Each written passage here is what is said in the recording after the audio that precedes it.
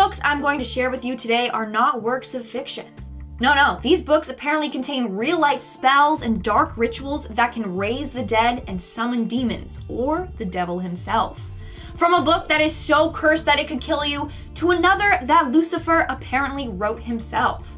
Let's talk about these and more only in today's video. Starting off this countdown, we have the Lesser Key of Solomon. The Lesser Key of Solomon is a cursed grimoire that is said to contain summoning spells for over 72 demons. That's right, this book can help you summon 72 demons.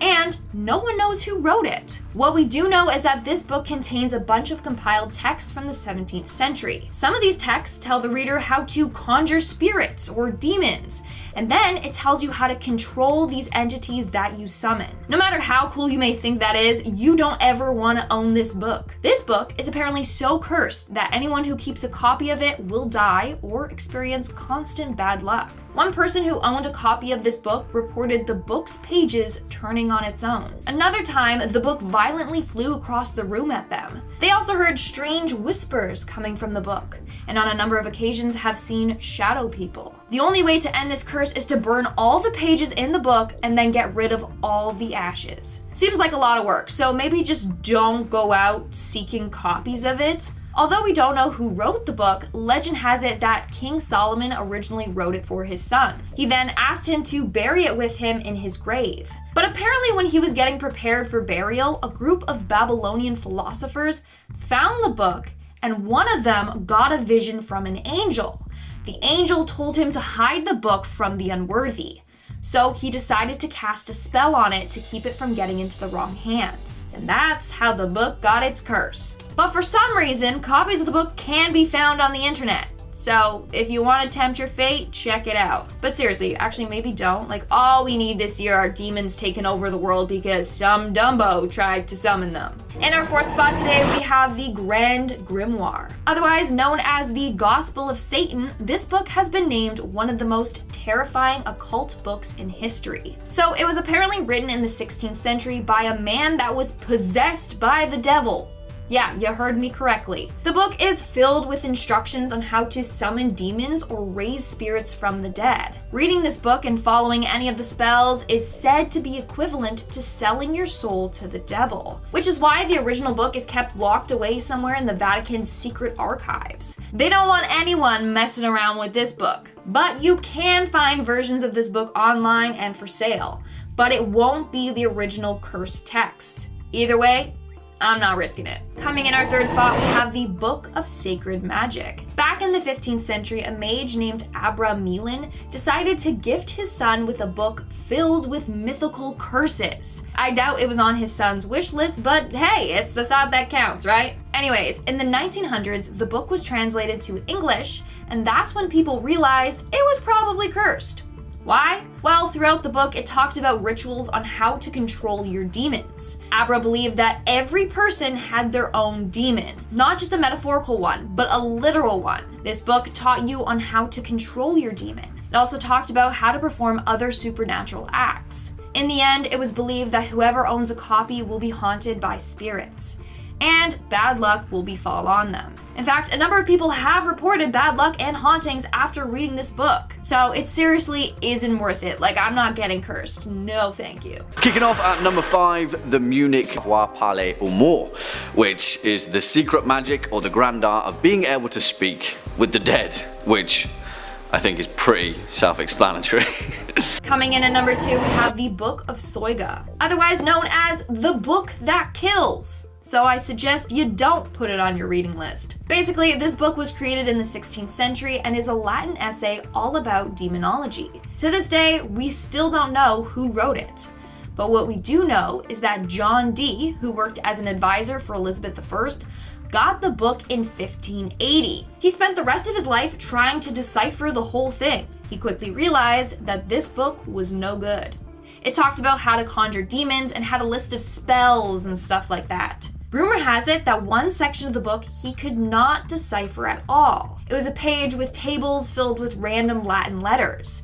But he was determined to decipher it. So him and his pal, who was an occultist and medium, apparently summoned the archangel Uriel. The angel apparently spoke through his friend and said that this book was made when Adam entered paradise. And also, apparently only Archangel Michael is the only one who can decipher the full book. The angel also warned them that the book was cursed, and anyone who deciphers the meaning of the coded tables would die 2.5 years later. Well, in the end, this book drove John to madness, and he died. After his death, the book was lost for the longest time, until 1994. That's when not one, but 2 copies were found. Crazy. But let me know in the comments below, if you had the opportunity, would you risk your life deciphering this book? I'm a little curious to see what it's about, but also I don't want to die, so maybe not. And in our number 1 spot today, we have the Devil's Bible. The Devil's Bible, otherwise known as the Codex Gigas, is this massive 310-page book said to harness evil and negative energy. It was discovered in 1648 when a Swedish army looted the city of Prague. During this time, they discovered this book, which is considered the largest medieval book in the world. Like I said, it was composed of 310 pages, but it is also 36 inches tall, 20 inches wide, 8.7 inches thick, and weighs 165 pounds. In fact, the book did contain 320 pages at one point, but the last 10 pages were cut out and removed. More on this later, stay tuned. So now, there's this really creepy legend surrounding this book. Legend goes that the book was written by a monk, but this monk broke his spiritual vows, and he was sentenced to be sealed behind a brick wall and left to die. The night before his death, he realized he would not be able to finish his book, so he summoned Lucifer and asked him to complete it for him. In return, he offered him his soul. So legend goes that this book was finished by the devil himself. Now, remember those pages that I said were removed? Well, apparently they were removed for a very important reason. Some people believe that those pages told people how to summon the devil. And obviously, if those pages fell into the wrong hands, it would be bad. To make this book even creepier, some pages are filled with drawings of the devil and other demonic entities. One page contains a 19-inch frightening drawing of Satan. And apparently, the book also contains a bunch of dark rituals and tests, like how to perform exorcisms. You know, in case you summon the devil or a demon, then you just want to take it all back again. Swinging in at number 2, the Sworn Book of Honorius, and this is perhaps one of the oldest existing medieval grimoires that can actually be verified in its entirety. It's important to note that this grimoire shouldn't be confused with the grimoire of Pope Honorius, because this one is an entirely different story. Written by Honorius of Thebes, a mysterious historical figure shrouded in the occult, this grimoire is pretty much a play-by-play guide on how to conjure and command demons and allegedly contact a divine celestial power. It outlines the use of seals, an operation outlined in the Key of Solomon, which may or not be on this list. The first medieval reference of this text was in 1347. It appears numerous times throughout history, in 1456 and frequently throughout the 14th and 15th century. Allegedly, the Sworn Book of Honorius is a product of a conference of magicians who thought it would be a grand old idea to stick their heads together and condense all that vast mystical knowledge into one single volume. Wow, that volume just so happened to be a staggering 93 chapters of demonic, all-powerful, mystical know-how. That's some pretty heavy reading. And finally, our number 1 spot, the Magical Treatise of Solomon, and the primary means that we even understand the term demon. The Magical Treatise of Solomon is some mystical, funky stuff shrouded in the mystery of an ancient world. Well, the Byzantine Empire to be specific. Also known by its more lofty name, the Little Key of the Whole Art of Hygromancy, found by several craftsmen and by the Holy Prophet Solomon, which, you know, if you're going to name something, you may as well name it in full. This grimoire is literally the cornerstone of every grimoire ever made, and serves as the bridge between the Roman era Testament of Solomon and the Renaissance Key of Solomon, where the mystical era of demonology made its return. Allegedly, it was based upon the found scripture of King Solomon, laying out his knowledge to his son Rehoboam, and it is pretty much a guidebook on a vast amount of magical techniques and tools to summon and control a host of demonic spirits, create charms, understand the differing means of of divination and heal through the powerful use of herbalism. Whatever your thoughts, there's no doubt that the magical treatise of Solomon had a massive influence on everything from folklore and witchcraft to horror cinema and even Harry Potter, and whatever it is, it makes for a bloody interesting story. Coming in number 5, we've got the Grand Grimoire. Well, with a name like that, you'd better hope it's imbued with some terrible power, otherwise what's the point? We discussed a grimoire in our last video that was more directed towards witches and other followers of Wicca. If you're part of that group, it's safe to read, otherwise you'd better watch out. This one is just straight up evil according to some. And when a book is this jam-packed with horrid, abominable information, people tend to take notice. It's been referred to as the Gospel of Satan, which is a fun genre to imagine. However, I would hazard a guess that most modern Satanists want nothing to do with it, as they tend to be more peace-loving and accepting. Back in the 16th century, a man claimed to be possessed by the devil. Whether this was Satan proper or one of many hideous demons inhabiting the fires of hell, I guess we may never know. Lots of demons who inhabit the bodies of the living like to pretend they're something that they're not, so I wouldn't be surprised if this was inspired by a different being than Satan himself. However, that doesn't make it any less scary. Some say that this is the deadliest book going, with lots of stories to back it up. Those who read it are privy to some incredibly dark secrets, from doom bringing incantations to demon summoning guides. You don't just get these lessons for free though. All this eldritch knowledge comes at a price. By simply opening the book and reading from its pages, you're essentially offering up your soul to whatever dark forces inhabit it. And the longer you stick around reading away, the more likely it is that something will take what is most precious to you. Usually reading plenty is good for you, but in this case you're playing with fire. The Grand Grimoire is rumored to be so dangerous that people have locked it away in the depths of the Vatican, protected by all sorts of holy implements. Others say that the real grimoire is still out there somewhere, circulating between occultists and evil spirits. This legend has staying power, and many have taken the idea of such a book and added it to other stories, from movies to video games to urban legends. Who knows, maybe the real Grand Grimoire is sitting in some unassuming thrift shop, waiting to be picked up by the right person. Coming in at number 4, we've got Homino's Hell. Veering off in a very different direction, we're going to take a look at a book that doesn't necessarily have hundreds of years of curses and evil energy imbued within it. Compared to a lot of these other books, it's a relatively new haunted tale, one hailing from Japan. It doesn't even need to physically be in the possession of the person reading it. All it takes to be cursed by this poem is to read it aloud. That's dangerous. Stories of this damned poem started showing up after the author, Saijo Yaso, published a collection of his work in 1919, so I guess it is over 100 years old now. Huh. After losing family members in World War I, he took the grief and pain he was experiencing and put it into words. It's not a very long poem, so you could definitely read it in one sitting. I'm not going to read it aloud today for obvious reasons, but we can do our best to summarize the tale and delve into the haunted story. A lot of the details are left up to interpretation, but the general idea here is that it tells the tragic tale of an abused girl who is left to die by her family. Not a pretty picture. Years later, as rumors circulated, a director decided to make a film based on the poem. After completing his project, he suddenly died with no explanation, causing people to worry even more. This helped the poem make its way into circulation as an urban legend. The internet helped a great deal, and a recounting of the tale in a more modern book did wonders as well. So nobody can be exactly sure where the cursed nature of the poem originated, whether it was the internal turmoil of Saijo Yaso, the unfortunate end of the director, or the general negative energy associated with it in the eye of the public. Regardless, this is one piece of writing that you do not want to be reciting. If you're extra brave though, give it a shot. Let me know how it goes. I will not be taking that risk today. Kicking off at number 5, Mrs. Coulter. And if you haven't read Philip Pullman's fantastic series, His Dark Materials, I highly suggest that you do. But in a tale that literally pits the eternal forces of evil against the eternal forces of good, the terrifying Mrs. Coulter remains to be one of the most violent, selfish and memorable villains of recent times. And although Nicole Kidman's performance in the widely disappointing 2007 movie was actually incredibly fitting for her character, I'm talking purely about the novels in this particular instance, because yeah, the less said about that movie, the better really.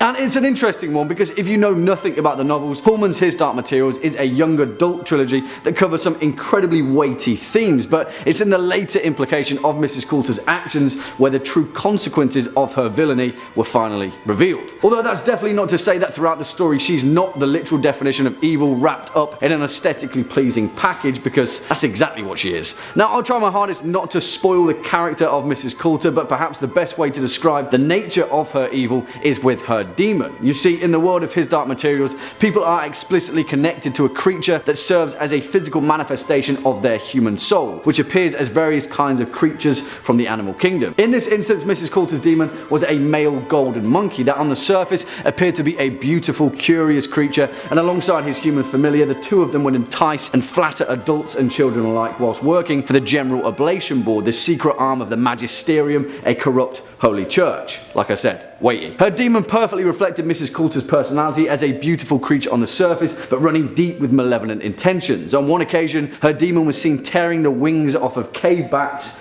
out of sheer boredom. Yeah, that says a lot. Coming in at number 4, O'Brien. And this particular fictional creation comes from George Orwell's resounding and highly important novel, 1984. And yeah, it's going to be incredibly difficult to explain the evil behind this character in particular without spoiling the novel. But hey, Orwell published this book 70 years ago in 1949, so I think you've had fair warning. In the world of 1984, the protagonist, Winston Smith, lives in a dystopian, oppressive, totalitarian version of Britain, a portion of the superstate of Oceania, which has been under the rule of Ingsoc and Big Brother for time long forgotten. He who controls the past controls the future, and all that. In the society, nothing is safe from the eternal gaze of Big Brother, and even the confines of the human mind aren't safe from the Thought Police, an organisation that serves as the secret, ever-watchful eye of Ingsoc. And that's where O'Brien steps in, an administrator that works in the Ministry of Truth and who leads Winston Smith to believe that he is secretly leading an underground resistance known as the Brotherhood to bring down Ingsoc from within and overthrow the party. In actual fact though, as is revealed in a vital moment of realization in the novel, this whole thing is just a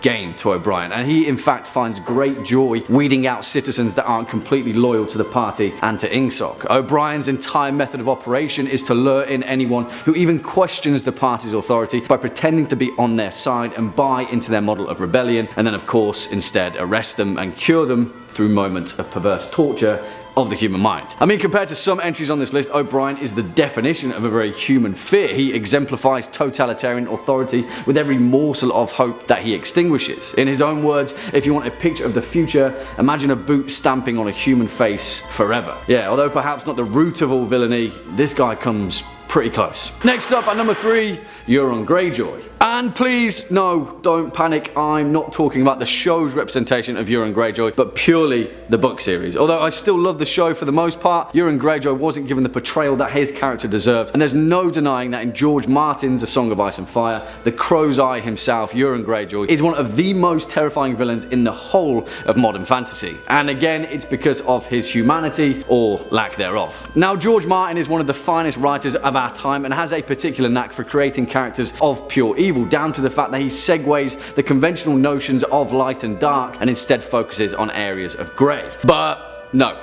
not for Euron. Euron Greyjoy is just straight up the most truly evil inhabitant of the known world. Just compare him to some of the most memorable villains of the entire series, so far anyway, and they all pale in comparison to Euron. Ramsay Bolton, Tywin Lannister, Joffrey, all of them various shades of villainy, cruelty and malice that have all equally committed some of the most violent and horrifying atrocities in the series, and Euron still takes the cake. You see, he's not a psychopath in the conventional sense, he's not prone to violent bursts of anger by impulse alone, but maintains his own entirely calculated sense of chaos that once showing us the true rage that lies within him, and believe me, there's plenty of it. Take for example how Euron Greyjoy calmly ripped out the tongues of his entire crew after a storm took his ship by surprise. He ripped out every single crew member's tongue without a second thought, and his reason was that he needed silence. Allegedly, anyway. Because as we all know, it's pretty difficult to stage a mutiny without a tongue. And that isn't even close to the worst of it, because the true evil of Euron's character is explicitly revealed throughout allusions to his childhood, pitting reason as to why his brothers despise him with such hatred. You see, the Greyjoys are pirates, reavers and pillagers who take what they want in pursuit of riches untold. But Euron, despite having sailed pretty much across the entire known world, collecting countless treasures along the way and becoming the most successful Iron Islander of all time, he keeps none of it for himself. Euron isn't in it for the plunder. Perhaps then his violent nature would make sense. He's in it for something else entirely. What that something is, only he'll ever know, and that's the terrifying part. Number 5 on this list is the Treatise of the Vessels. The year is 1981. Harrison Ford has already taken the big screen a few times, but is he a leading actor? Yes, Raiders of the Lost Ark takes to the screen, and the beautiful George Lucas and Steven Spielberg brainchild officially solidifies Harrison Ford as being an elite A-lister in Hollywood. Well, this beautiful brainchild of theirs didn't just come out of thin air, but it was very likely inspired by the Treatise of the Vessels. This text is said to talk about some priceless treasures from King Solomon along with the Ark of the Covenant. If found, these would be some of the most valuable things ever rediscovered in all of human history. When there's gold, people are going to come, and the same thing applies here. There are riches galore to be found if someone is able to get to the bottom of this mystery, and the secrets may be within the Treatise of the Vessels. The thing is, it doesn't tell you the exact location of the Ark, so our daring explorers will need to find out for themselves. In case you didn't know, the Ark of the Covenant is said to hold tablets containing the Ten Commandments. The rest of the treasure is described in the treatise as being 77 tables of gold, and their gold was from the walls of the Garden of Eden that was revealed to Solomon. And they radiated like the radiance of the sun and moon, which radiate at the height of the world. So yeah, it's all pretty freaking good stuff. Although, I don't know if y'all remember the end of Harrison Ford's massive breakout movie, but discovering the Ark of the Covenant may not be the best thing ever. In fact, it's said that touching the Ark of the Covenant will result in death by the hands of God. That's why some people think this whole thing is cursed. Yes, if you actually found this thing, then you might be the most wealthy person in the world, but it may also kill you in the process. You also may never find it at all and dedicate your life to nothing. I'd say that you can probably read this thing, just leave the exploring to our main man Indy. Number 4 on this list is the Voynich manuscript. The Voynich manuscript is definitely an interesting one, largely because no one has any idea what it's saying.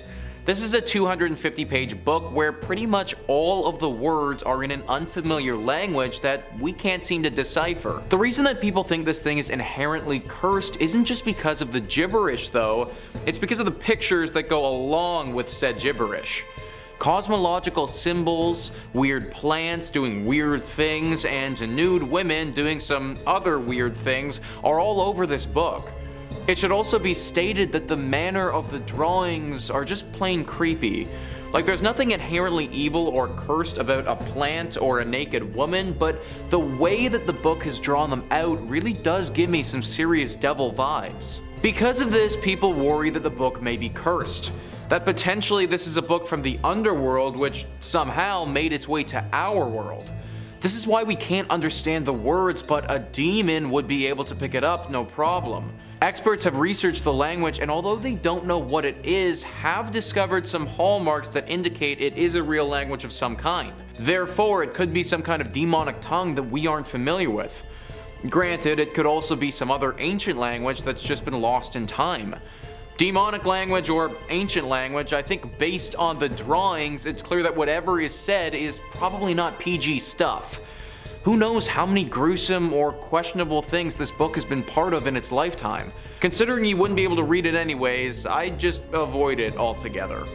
Number 5. Union Cemetery. In Weston, Connecticut, there is a cemetery that many paranormal investigators and enthusiasts claim is one of the most haunted locations in the entire state. As legend goes, many years ago, a man was driving down the road when a woman suddenly appeared in the middle of the road. The driver didn't have time to stop or slow down and struck the woman, but when he pulled over to try and help the woman, she was nowhere to be seen. Since then, several people have reported seeing the woman in white wandering around the cemetery grounds. Some believe she is a woman who lost her son and is still searching for him, while others believe she may have been a jilted bride who took her own life. Either way, it is a local legend that draws a lot of visitors to the town. Oddly enough, this cemetery is just down the road from the home of Ed and Lorraine Warren, and they claimed to have spent a large amount of time trying to find evidence of the White Lady. In 1990, Ed claimed that while he was staying overnight in the cemetery, he saw the bride. As he described it, "I heard a woman weeping, and I looked out and saw hundreds of ghost lights floating around and forming into the figure of a woman. I couldn't make out facial features." He claimed that he did manage to capture this encounter on video, however. This is of course very exciting, as definitive proof of paranormal activity is rare and could completely change the way people view their own mortality. When asked to show the footage that would validate his claims, Ed said, "No, This is the incident that is least clearly a lie out of all of them on this list, but it is typical behavior from the Warrens, who claimed that they had proof that they then simply refused to show to anyone all the way up until their deaths. Oddly enough, the ghosts of the Warrens sometimes pass through the dark dimension and visit me. I even have a recording of it on my phone that proves I'm telling the truth. You can't see it though. You'll just have to take my word for it. Number 4. The Amityville Case. Perhaps the most infamous case the Warrens ever came into contact with. George and Kathy Lutz moved into a house and claimed to experience paranormal activity. A year prior, the house had been the site of a horrible crime, with 23-year-old Ronnie Defoe going from room to room and shooting his 6 family members in cold blood. At his trial, he claimed that voices he had heard on the night of the crime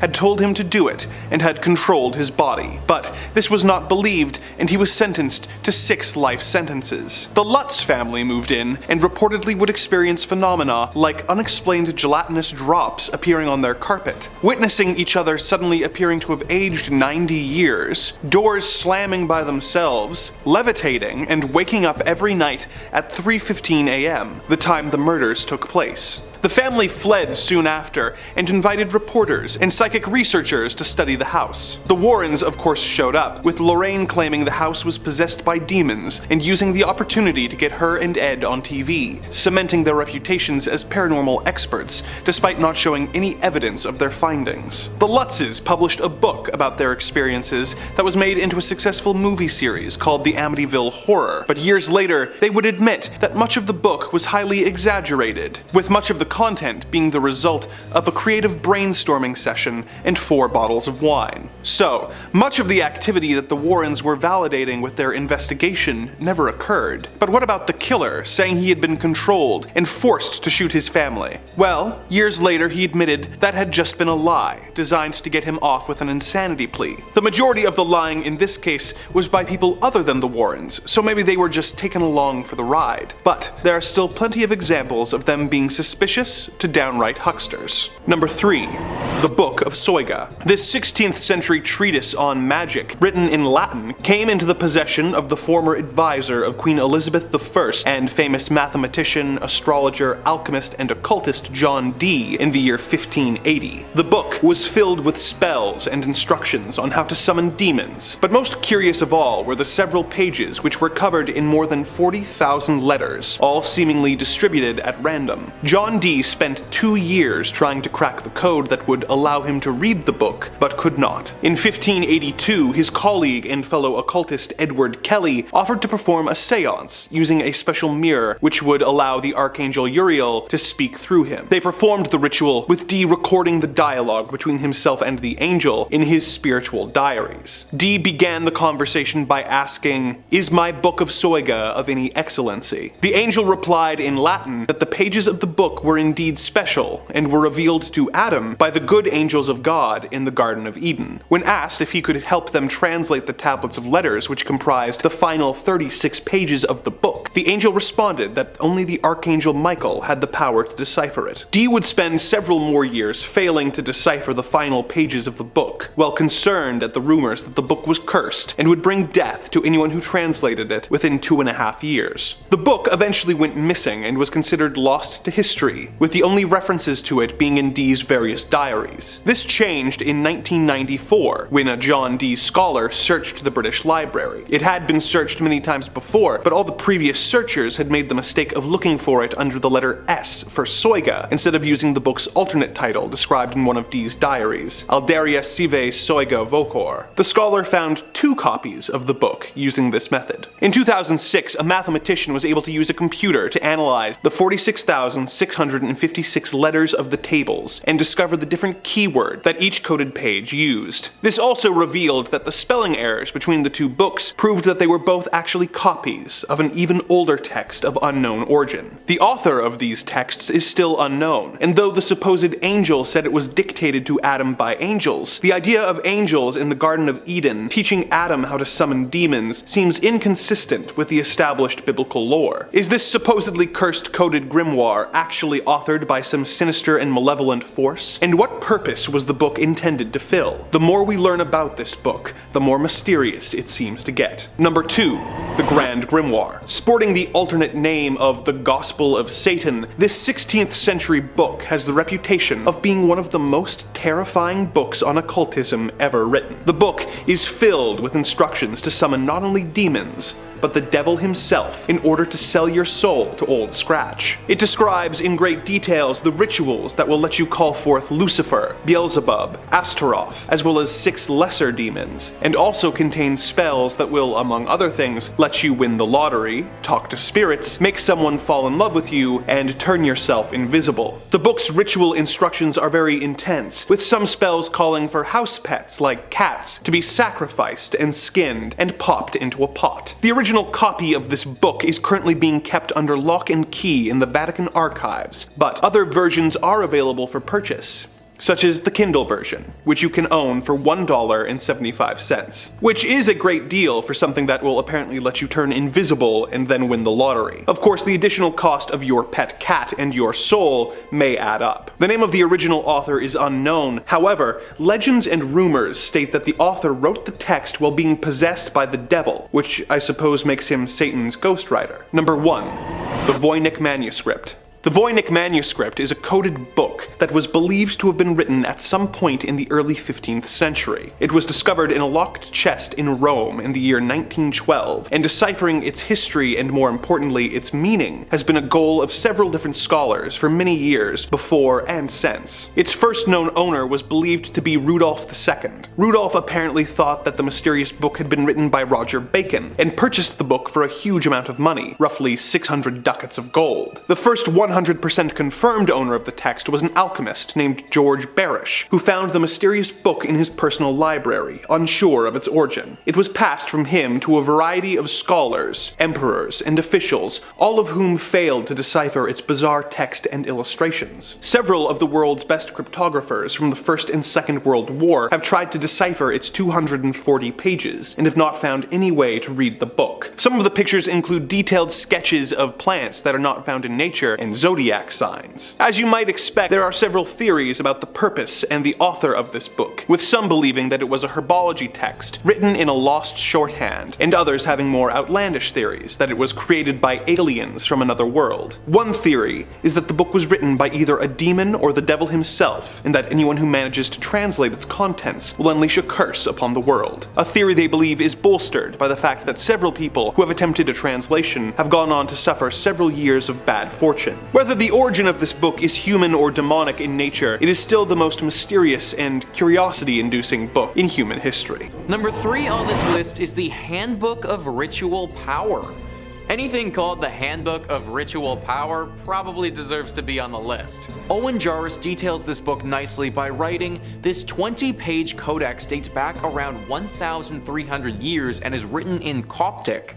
It contains a variety of magical spells and formulas including love spells, spells for curing black jaundice, and instructions on how to perform an exorcism. The text may have been written by a group of Sethians, an ancient Christian sect who held Seth, the third son of Adam and Eve, in high regard. The opening of the text references a mysterious figure named Bactiotha, whose identity is unknown. I give thanks to you, and I call upon you, the Bactiotha, the great one who is very untrustworthy, the one who is lord over the 40 and the 9 kinds of serpents," a translation of the text reads. The researchers who translated and analyzed the text call it a handbook of ritual power. It is now housed at the Museum of Ancient Cultures at Macquarie University in Sydney. The university purchased the codex in 1981 from a Vienna-based antiquities dealer named Michael Fackelman. Where Fackelman got it from is unknown. Spells, formulas, black jaundice, all of this sounds quite a lot like some of the other books that we've looked at in the first 2 parts of this series. A book that probably teaches humans some skills that we simply aren't ready to receive. A book that, if it fell into the wrong hands, somebody with evil intentions, could prove to be really, really bad. There are things that need to be left in the hands of higher beings, and making somebody fall in love with someone else may just be one of them. Keep this book locked up and away from prying eyes. Number 2 on this list is the Dresden Codex. Owen Jarvis details once again the Dresden Codex beautifully by writing, "The Dresden Codex is a Mayan text dating back around 800 years. It contains 39 beautifully illustrated sheets with texts and images on both sides. Research published in 2016 in the Journal of Astronomy and Culture indicates that the Codex records the phases of the planet Venus so that the Maya would be certain that their ceremonial events were being held on the correct day. The Maya had a really elaborate ritual set of events that were tied to the calendar. Study researcher Geraldo Aldana, a science historian at the University of California, Santa Barbara, told Live Science. They were probably doing large-scale ritual activities connected to the different phases of Venus. Now, for those who don't know, Venus, albeit a very beautiful planet, is often tied to Lucifer. It should also be noted that the Mayans were known to perform the occasional human sacrifice, and I don't think it's a stretch to say that this text most likely contains dates when human sacrifices are to be performed. The Dresden Codex would have acted as an agenda to make sure that our Mayans kept on track with their sacrificial rituals to honor Venus. For this reason, it's thought that this codex is cursed with the souls of those who were sacrificed. It's also very dangerous to perform any of these rituals, as they will likely involve the loss of human life and potentially reaching out to some very dangerous gods. This is the oldest surviving Maya book, and for that reason needs to be kept around for research, but I wouldn't recommend the average person giving it a read. And finally, number 1 on this list is Liber Lineatus. This text is currently considered to be the longest lasting Etruscan text in all of history. It dates back to the 3rd century BCE, and because not much is known about the Etruscan language, it remains mostly untranslated. However, experts who study such things have been able to decipher some of it and have discovered that the text was a ritual calendar, a collection of dates with specific rituals to be performed on said dates. The exact details of these rituals are unknown, but we assume them to be centered around human sacrifices and things of that nature. This is already enough to fear this book, but what makes it inherently cursed is how the pages were used for several thousand years. Mihailo Beric was a low-ranking Croatian official who, in 1848, decided to leave his position and travel to Egypt. While he was there, he decided to purchase a sarcophagus with a mummy inside. Why someone would want a coffin with a preserved dead body in it is beyond me, but apparently this was pretty cool to own back then. Anyways, he takes this mummy back to his home in Vienna and stands it upright in the corner of one of his rooms. It wasn't until after he died though and his brother donated the mummy to the State Institute of Croatia that somebody realized what the mummy was covered with. The bandages that preserved the mummy were covered in writing. These bandages were the Liber Lineatus and had been used as rags for this mummy for centuries. Now this text is locked in a refrigerated room in the Archaeological Museum of Croatia, and for good reason. Not only is the writing of this text potentially very dangerous, but people believe that the spirit of this dead mummy haunts the rags and that they're cursed. Those that come into contact with them, or God forbid, read them, could have some very tragic events befall them. For this reason, I highly recommend staying away from the Liber Lineatus at all costs. Number 5. The Book of the Sacred Magic of Abramelin the Mage. The Book of Abramelin, or more formally, the Book of the Sacred Magic of Abramelin the Mage, is an old Jewish magic text that is thought to date back at some point in the 14th or 15th century. Now, it wasn't the initial publication of this book that gave it its notoriety. Instead, it was when it was 19th and 20th century magicians who were in the Hermetic Order of the Golden Dawn, which is a British secret society dedicated to the practice, research, and upholding of old occult magic ways. But hush hush, you didn't hear that from me. One of the founders of the Golden Dawn, S.L.M. Mathers, created the first ever English translation of the book in the 1890s, drawing from a previously established 17th century French translation. Now, Mathers' translation quickly became the definite magic text of the 19th century, eventually helping inspire Aleister Crowley to inspire his system of magic, the legendary occultist and fixture of one of the best Ozzy Osbourne songs ever. That solo still goes, man.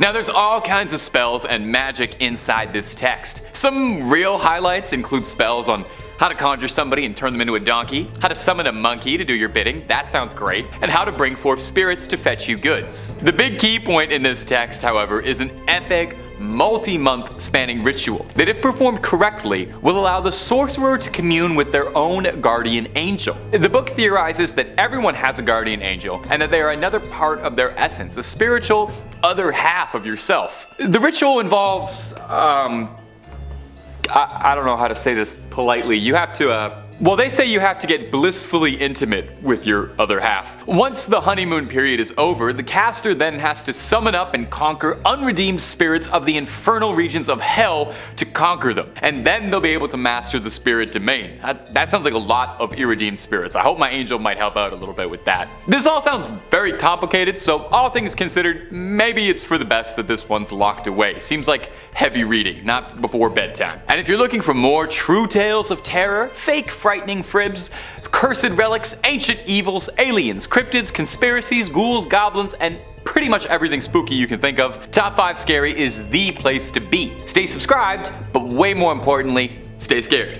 Okay, let's keep going. Whole lot more video to get through. Number 4, Book of Soiga. The Book of Soiga, also known by a more complicated name, the Alderia Siva Soiga Vocor, is an occult text that hails back from the 15th century. I'm pretty sure just saying that name out loud in front of the camera, I probably caused a curse on the office, so I'm sorry about that. This text would have been lost to time, just another forgotten cursed manuscript, if it weren't for the obsessive efforts of John Dee, a 16th century polymath who had his hands in just about every field of study. Polymath is a fancy word for a guy who studies just about everything, and Dee practiced chemistry, physics, astronomy, and also the occult. You know, there's always more to learn, right? Mr. Dee was particularly interested in contacting angels to learn the secrets of the universe. And this book contains a litany of recipes for magic spells and all sorts of writings on demonology and astrology, but most importantly, and what caught Mr. Dee's attention, is that the book is said to include the names and genealogies of all of heaven's angels.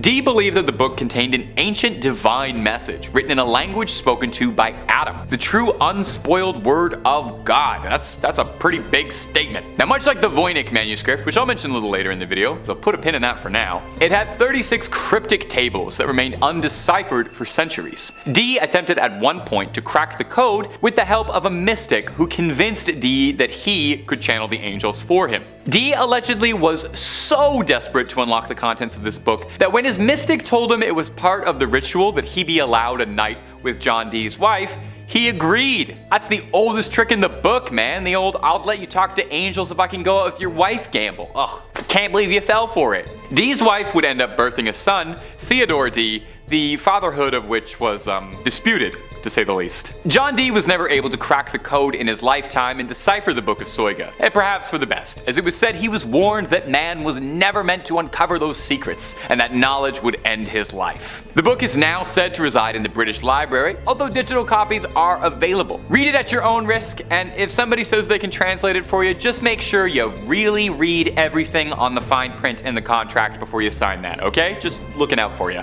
Number 3, Annabelle. The most famous item in the Warrens' occult museum is of course Annabelle. She has featured in the Conjuring films as well as a few movies of her own, and has made people really think twice about buying any dolls secondhand. According to the Warrens, the doll, who in real life is a simple Raggedy Ann doll, not a creepy looking toy like in the movie that no child in their right mind would ever play with, was given to a nursing student in 1970 by her mother. The doll began exhibiting strange behavior, and the nurse and her roommate contacted a medium who said that the doll was being possessed by the spirit of a woman named Annabelle Higgins. The two took pity on the spirit and allowed it to stay in the doll. The doll began escalating its scary behavior. They threw the doll away, but it somehow appeared in their apartment again, leaving threatening notes. The two contacted the Warrens, who told them that Annabelle was really a demon. The Warrens took the doll away and made it the centerpiece of their museum. Of course, there is no documentation of any of this,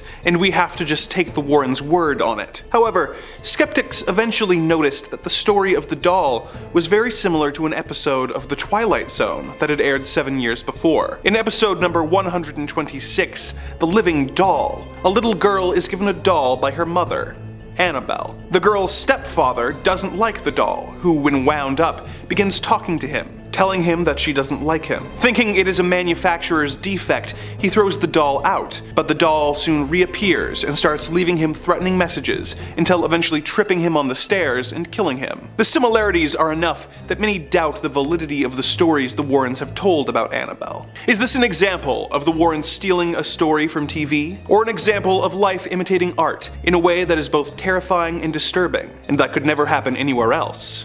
but the Twilight Zone. Number 2. The Haunting in Connecticut. In the late 1980s, Carmen and Alan Snedeker and their 5 daughters and 2 nieces moved into a home in Southington, Connecticut, as their oldest son was suffering from Hodgkin's lymphoma, and they wanted to be closer to his doctors. The home that they rented turned out to be a former funeral home, which made the family a bit on edge, but they chose to stay regardless, as it was difficult to find an affordable home for such a large family. Things began getting strange, with objects disappearing, and the children reportedly seeing a man with long black hair around the house. The eldest son began exhibiting strange and violent behavior, and doctors diagnosed him with schizophrenia. His parents decided to consult Ed and Lorraine. They spent weeks in the house to get the full demonic experience and declared that the home was filled with great evil because the morticians who had worked in the home had been practicing necromancy. They performed an exorcism, and things more or less returned to normal. The story would eventually be adapted into the Haunting in Connecticut film, and the Warrens published a book detailing the case called In a Dark Place, which was written by them with the help of horror novelist Ray Garton, who was hired to interview the Snedekers and shape their testimony into a narrative. When the various family members' stories began to conflict with each other, Ray talked to Ed Warren about his concerns, and Ed responded by saying, "Oh, they're crazy. You've got some of the story. Just use what works, just make it up, and make it scary." Due to this, the entire case has become laced in controversy in the years since, with Garton distancing himself from his involvement with the supposedly non-fiction book. Number 1. The Happy Christian Family. The Warrens made a point of portraying themselves as a perfect, loving couple who supported each other while using their supposed gifts to help people who were in trouble and spread the message of God. This carries over into the Conjuring films that were inspired by their lives, with both critics and fans consistently bringing up their relationship as a highlight of the films, with it often being called one of the best love stories of the horror genre.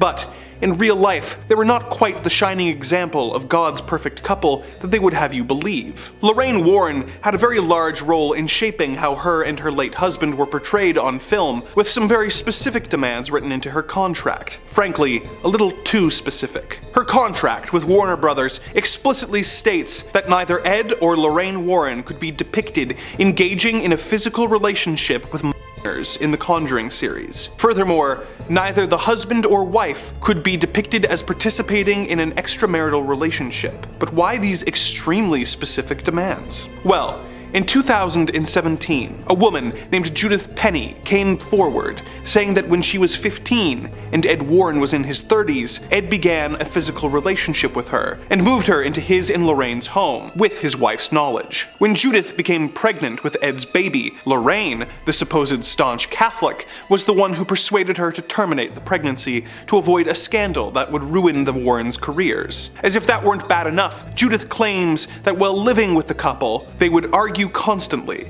with the fight often getting physically violent, with Ed routinely attacking Lorraine into unconsciousness. Not exactly the perfect couple that they claimed to be. Number 5 on this list is the Picatrix. The Picatrix is a large grimoire compiled of all Arabic magic. The content associated with this book is so abhorrently graphic though that it's often avoided by people who study such books. The book lives in the world of astrology and tells its reader that their magical abilities will be powered by the stars. In the book, you can be able to hone the power of planets like Saturn and Jupiter and use that power to your liking. Typically, the spells in this book though are of an evil nature. The spell that follows is about creating a wasteland for you to live in. On the day and hour of Saturn, with the second face of Capricorn ascending with Saturn standing in it, place the thin sheet in the place that you desire to be depopulated. The harmful power of Saturn will flow into it and it will never be populated for as long as the thin sheet shall stand there. The spell there doesn't even explain that you need to coat this thin sheet that you're using with fluid from a pig's brain for it to work. However, it's grotesque spells like this that have many experts avoiding this book at all costs. The book is filled with rituals and spells that are just plain wrong, and honestly, I don't know if even praying beforehand is enough to read this book. I just avoid it at all costs. Number 4 on this list is Fahrenheit 451. Fahrenheit 451 is a book that was written by Ray Bradbury that was published in 19 1953. The book is all about a dystopian United States where books are completely outlawed, and if anyone is to read a book, then these people called firemen will attack your home and burn it to the ground, all of your belongings as well. The book has actually received some pretty exceptional reviews and is a pretty unique take on a dystopian world. Unlike some of the other entries on this list and in our past parts, there's nothing inherently evil about the words in this book. It won't teach you how to praise the devil, and reading it won't curse you or make you susceptible to demonic possession. However, reading one version of the book that was published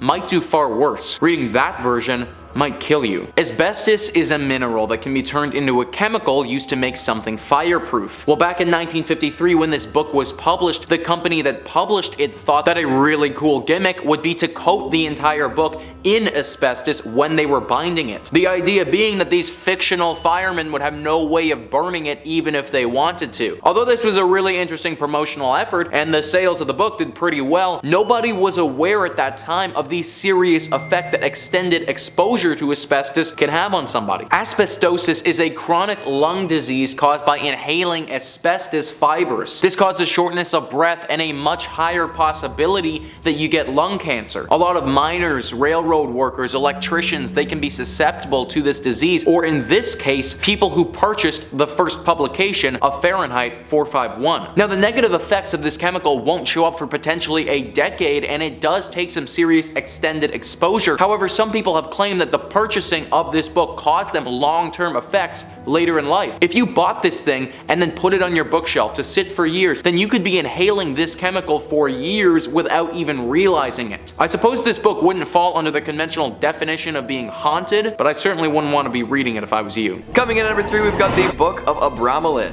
Heading back in the direction of spellcasting and dark magic, here we have a tome written from the teachings of a mage. Apparently back in the 16th century, a traveling writer named Abraham came across an old wizened mage. This man had seen it all and was privy to some of the world's darkest secrets. The mage told Abraham all he knew, and Abraham took those lessons and wrote them down in a book. Interestingly enough, he dedicated this tome to his son. What's better than a book of forbidden knowledge from the old man, right? This mage taught Abraham many things, from how to raise the dead to how to conjure destructive spells. To achieve many of these effects, one would have to find and control their own personal demon. This act is very dangerous, as if the demon decides to break free, all hell could break loose. Literally. However, for those with the discipline and questionable morals to pull off such a feat, they could achieve things that many only dream of. Invisibility, flying, discovering hidden treasures, the works. At the turn of the 20th century, an English translation of the book was published, leading to all sorts of new rumors of curses and evil magic. So if you do manage to get your hands on a copy, be careful while perusing the contents. Coming in at number 2, the Voynich manuscript. Mysterious and malevolent, nobody has successfully decoded the contents of this book yet. That lack of understanding may contribute to its terrible power.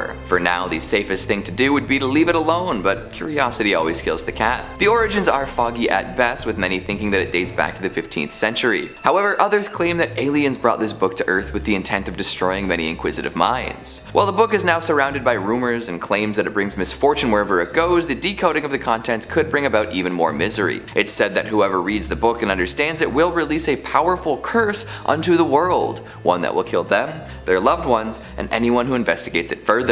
It could even be a doomsday prophecy, with the successful reading of it leading to worldwide destruction. It's good to be inquisitive and look for new things, but I think this mystery is one best left unsolved. And finally, at number 1, we've got the Necronomicon. Literary historians would tell you that this is a made-up book invented by the father of cosmic horror himself, H.P. Lovecraft. He mentions such a tome in many of his bone-chilling stories as a source of great eldritch knowledge and a portal into realms unknown. It's a great plot device and symbol for all that man should not be privy to. However, a lot of people don't believe the story ends there. Some believe that Lovecraft lifted this idea from a real book, one that's existed for ages and brings about chaos wherever it travels. We're no strangers to horrific incantations and demonic chants on this channel, so this should come as no surprise. But leaders of cults and crazies alike would love to get their hands on this book. It's been adapted and recreated for many purposes, showing up in alternate forms in pop culture at large. Often crafted from human flesh and full of images of unimaginable horrors, those who possess it inevitably go mad and summon something horrid into our world. The original Necronomicon is rumored to be under the watchful eye of the church,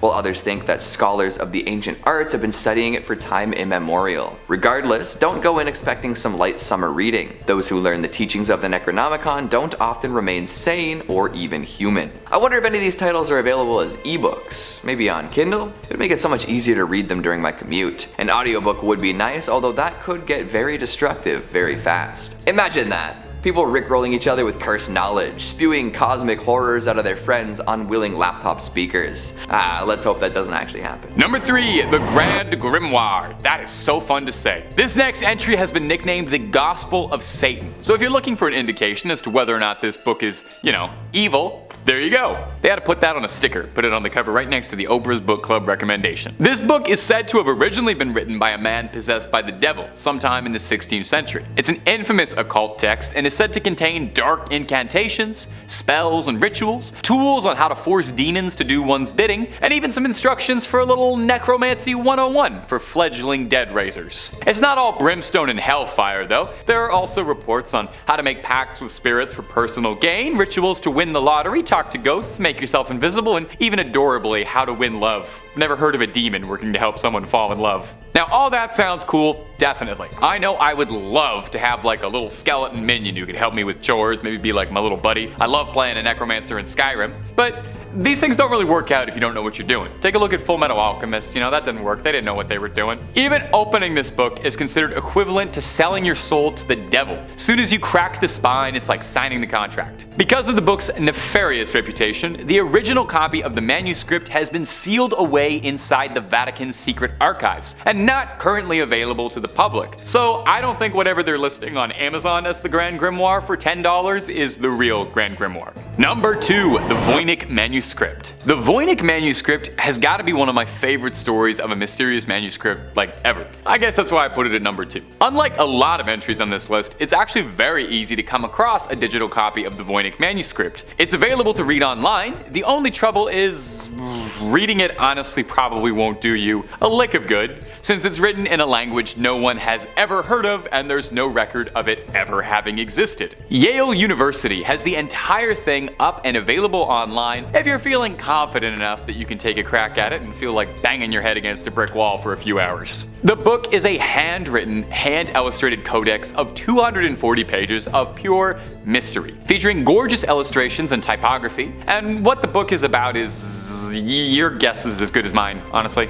Carbon dating suggests that it stems from the 15th century, and analysis of the style of the text and illustrations within suggests that it could have been penned during the Italian Renaissance. But just about every single aspect of this thing is shrouded in mystery. We don't even know what it's truthfully called. The Voynich manuscript is the name it was given after the initial owner, Wilfrid Voynich, purchased it in 1912 and brought it to public attention for the first time. Sorry, not the first owner, I'm sure several other people owned it before him. As such, the language inside the book is occasionally referred to as Voynichese. Now some pages are missing, lost to time completely, and the pages we do have are just a puzzle. Some are foldable sheets of various sizes, some pages have wondrously drawn diagrams or illustrations showing things like plants, some fictional, some real, and astrological symbols, drawings of people. Over the years, there have been several efforts to try and decode and document the book and figure out just what it is. A prevailing theory, admittedly a boring one, is that it's a guide to botany written in a mysterious script, a forgotten language, an uncrackable code, an incredibly convoluted hoax. Of course, with any good mystery, there are some wild theories. Some say the Voynich manuscript could be written from an extraterrestrial gifted to humanity, or written in demonic script perhaps, or that biblical language that we were mentioning in the book Soygas a few points ago. Like I said, it's available online, so I leave this up to you. If you manage to crack it, let us know down below in the comments. We're all clamoring for it. And number 1, the Codex Gigas. When it comes to cursed and demonic books, the Codex Gigas is one of the biggest ones around. Like, literally. Codex Gigas translates to giant book, which isn't exactly a scary name. When you see the size of this behemoth, it starts to make a little bit more sense. This thing is massive. 2 feet long. Now, giant oversized illuminated manuscripts were pretty common around the area the book was penned, but this one stood out for its immense size and the dark rumors surrounding the supposedly cursed text. Don't even try reading this thing, just lifting it will give you a hernia. That's the curse. It's occasionally been dubbed Satan's Bible due to the legends surrounding its origin. It's a good story, so get cozy. Supposedly, the legend goes that a monk by the name of Herman the Recluse, which is also what they used to call me, was condemned to death for heresy and was to be walled up alive and starved. In a desperate plea to save himself, Hermann tried to convince the prior and the abbot as a whole that if he could pen a manuscript to honor God's glory, and that it would contain all of human knowledge and all of human history in one book, and if he could pen it in one night, he would be let free. The abbot agreed, thinking this was, of course, impossible. Hermann wrote until midnight, wearing his fingertips down, and in a moment of desperation, made a prayer to Lucifer and asked for his eternal soul in exchange for the book's completion in order to repent for his sins. I totally get it. You know, I gotta be honest, I have done some pretty nutso stuff trying to make sure my scripts get in time for deadline. Haven't quite sold my soul to the devil yet. I usually just rail Red Bulls, but I'd probably make a similar deal under a similar deadline. Now, I don't want to poke any holes in Hermann's logic here, but I will say maybe selling your soul to the devil is part of the reason you got into this mess in the first place, because that does sound a little bit like heresy, but it's not my place to judge. I'm not an archdeacon. A variation of the legend states that Hermann worked for years on the manuscript, day and night, but still was unable to complete it in his lifetime and asked for the devil's assistance. Anyway, no matter the story, the legend states that Satan signed the Bible with a particularly terrifying illustration of himself. I mean, take a look at it, it's horrifying looking. The book contains a birth of information. Like they said, it was supposed to be everything humanity had attained up to that point in one big book. These days, the Codex Gigas is preserved in the Natural Museum in Sweden, where you can admire the penmanship of Hermann the Recluse and his ghost author Satan. Number 2 on this list is The Great Omar. The Great Omar is one of the prettiest and ornate books that you will ever see in your life. Back in the day, book binding, the process of assembling a book and putting it together,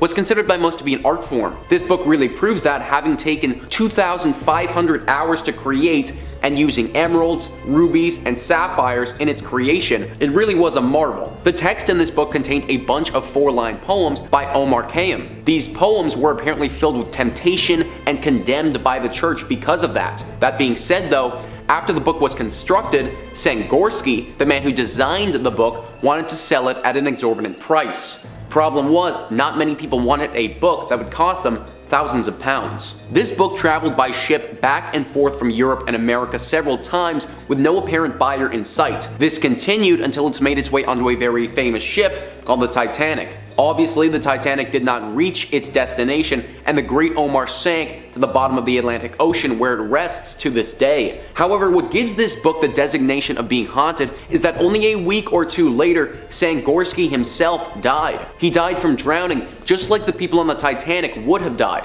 Ever since this has happened, people believe that the Great Omar was actually cursed, and that it could have potentially been the cause of the Titanic's demise and the death of Sangorsky. It could all be one big coincidence, but I don't recommend reading The Great Omar 2, which was published by Sangorsky's partner later in life, because some evil may just befall you. Number 1 on this list is The Lesser Key of Solomon. The Lesser Key of Solomon is a book that came after one of the oldest grimoires to ever exist, which is the Key of Solomon. Now, the Key of Solomon was estimated to have been written in the 15th century, whereas the book that we're looking at right now, The Lesser Key of Solomon, was said to have been written 2 centuries later. The first book talks a lot about the power of God and utilizing that power for personal gain. Typically, this was done through extensive worship of God and various ceremonies that praised his power. The Lesser Key of Solomon, though, takes a far different approach. This book expanded on those principles, but mainly dove into demonology. Its pages studied the hierarchy of demons and the beliefs surrounding demons. As many of you are probably expecting though, it didn't just stop there at an intellectual study. The Lesser Key of Solomon went far deeper and described the process in summoning demons and traveling to the demon world. Its pages show a much greater appreciation to Satan and discuss the great power that can be obtained from worshipping demons and the devil. It goes into detail on how to craft potions that you can give to other people that will then put them under your spell. This book is also said to be heavily cursed. It is reported that if you own this book, you are susceptible to demonic possession. Previous owners have reported strange ongoings, such as pages turning on their own, other books flying off of the shelf, and dark creatures appearing in their home. Therefore, owning this book is said to be extremely risky, and even though you might get a glimpse into how to navigate the underworld, you could become a victim to one of those very demons that you're trying to summon. Number 3 on this list is The Prophecies by Nostradamus. We've talked a decent amount about Nostradamus on this channel before. If you missed those videos and you don't know who he is, then Nostradamus was a French astrologer and seer. He lived from 1503 to 1566, and we still talk about him today because of his work called The Prophecies. The Prophecies is a collection of poetic quatrains which are short poems of only 4 lines. He made 942 of them and called the book The Prophecies because that's exactly what these poems are, prophecies. Through these prophecies, Nostradamus is credited with having predicted the use of nuclear weapons, the rises of Napoleon and Adolf Hitler, the death of Princess Diana, the attacks on the World Trade Center, and that's just to name a few. The reason that I'm including this in this video about having to pray before we use it is because we've got to hope that Nostradamus was wrong. A lot of the predictions that he's made for the coming years, they're extremely detrimental to human life and the planet as we know it. For instance, in 2022, a few of the grim predictions Nostradamus has is that Paris will become under siege, Japan will get hit with a record-breaking earthquake leaving thousands dead, and the entire planet will enter a war based off of climate change. That's only a small selection of the predictions this guy has going on for the coming year, and they don't sound too appealing to me. If you ever were to read the prophecies in its entirety, then just pray that this book isn't haunted with the truth. Number 2 on this list is The Catcher in the Rye. The Catcher in the Rye is one of the most famous novels written in the last decade. However, some of its fame comes from a very dark and evil place. The Catcher in the Rye has been linked to many murders over the years. It is said to be the favorite of a large group of criminals who believe that the book is speaking to them. Many people think that this has to do with the main character, Holden Caulfield, who feels like an outcast and doesn't fit in anywhere. One can imagine that this may be the same sort of feelings that a criminal would feel when they go through their adolescence, which is what Holden is going through in the book. Hundreds of crimes have been linked to this story, but the most infamous is the murder of John Lennon. Mark David Chapman, a lover of The Catcher in the Rye and a deep admirer of John Lennon, assassinated the musician on December 8th, 1980. It said that he believed he was saving Lennon's soul from the evil in the world and was preserving his innocence to live on. This could be a whole bunch of baloney though, because he's also said that he was jealous of the Beatle and wanted glory for himself. Whatever his true motives were, right after he fatally shot John Lennon, he pulled out a copy of The Catcher in the Rye and read it until the police showed up and apprehended him. Reading this book may not inherently make you an evil individual, but hundreds of crimes like this have been linked to this book, and it does certainly seem to pull at the nasty feelings that live inside of us. If you are going to read it, you may just want to say a prayer before doing so. Number 1 on this list is the Satanic Bible. The Satanic Bible was written by Anton LaVey in 1969, and it has been described as one of the most influential pieces of writing to impact modern day Satanism. The book is exactly as the title would suggest. It's a collection of essays, stories, and rituals with the main purpose of praising and worshiping Satan. Satanists regard this text as being an authoritative text, and for many of them, it's reached scriptural status. Many cults have been based around this text, dark rituals have been associated to it, and it's been known to incite chaos. In fact, because of the devilish instances that have been associated with it, there have been many times where libraries, schools, and even prisons have banned the book from being there. This book is fully evil in nature and goes into deep detail about how to truly become one with the devil. It may not be haunted by one specific ghostly presence, but one could make the argument that it is haunted by Satan himself. The content is so demonic in nature and it has become such a successful read that it can be linked to hundreds of deaths over the years. These include ritualistic sacrifices, murders, and suicides. If you ever were to read this book, then I would recommend praying beforehand to avoid falling into a deep and somber rabbit hole. I'm sure that reading the book would be an interesting intellectual study, but surrounding yourself with that much darkness, it isn't healthy for the human mind. Number 5 on this list is Scary Stories to Tell in the Dark. You may be familiar with this title because there was actually a movie adaptation that hit the screen super recently. Back in 2019, Scary Stories to Tell in the Dark came out in film format. But this movie was based off of a book, and for the longest time, this book was super banned. SCMP says this one stands out on the list because unlike the other banned or challenged books, Scary Stories is not political and it doesn't contain any references to drugs or sex. So why were these collections of horror stories so controversial? Some of the stories could be pretty scary and parents felt that they were inappropriate for their children, which is fair considering these are stories about being buried alive, cannibalism, and way more. But for many people, the real issue was the artwork by Stephen Gammell, an incredibly talented illustrator who no doubt caused nightmares for thousands of children since the book's first publication in 1981. So, literally, guys, this book got banned because it was too scary. Think about that for a second. The author literally did too good of a job at making a horror book that people thought no one should read it. If I was the guy who wrote this, then I wouldn't know whether to take that as a compliment or like a criticism, to be honest. The people who banned this thing couldn't hold it down forever though, because at the end of the day, it is some great literature for those who love horror. Number 4 on this list is Fire and Fury. Now, this one I felt like I had to bring up because it happened really recently with the former president of the United States. Skyscape says Wolf's gossipy tell-all describes a dysfunctional presidency perpetually in chaos,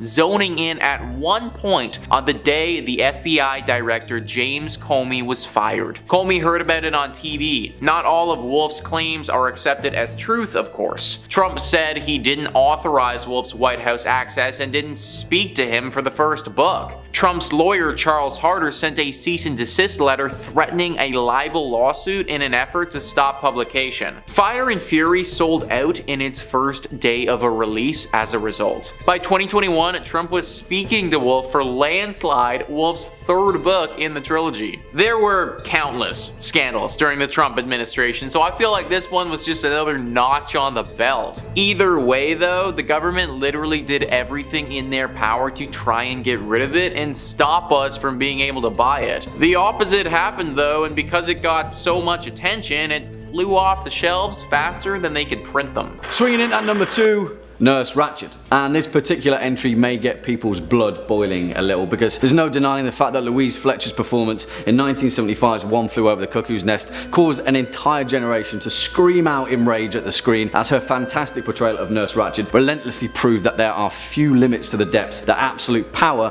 can corrupt absolutely. And although Fletcher's performance was without a doubt iconic in its own right, that's not to detract from the fact that Ken Kesey's 1962 novel just so happened to pen one of the most terrifying villains in the whole of literature. And again, it was down to her warped sense of humanity, or lack thereof, where the true nature of evil was found. However, the tragedy of Ratched's character only serves to make us as an audience question our own sense of morality, and ultimately it forces us to confront whether we can or should ever forgive evil. I'll try my utmost not to spoil anything behind this tale in particular, but as the novel explains, Nurse Ratched is the head administrative nurse at Salem State Hospital, a mental institution where the novel's narrator, Chief Brodom, resides alongside the iconic Randall McMurphy and a whole host of other patients that make up the fabric of Kesey's tragic tale. At Salem State, Nurse Ratched exercises her absolute power over the patients, using her patients' access to medication and basic necessities as a means to malevolently maintain a corrupt, cruel, authoritarian regime over some of the most vulnerable members of our society. I mean, revealing the true nature of Nurse Ratched's pure propensity for evil would be spoilers enough, but holy moly, believe me when I say this character is a creation of true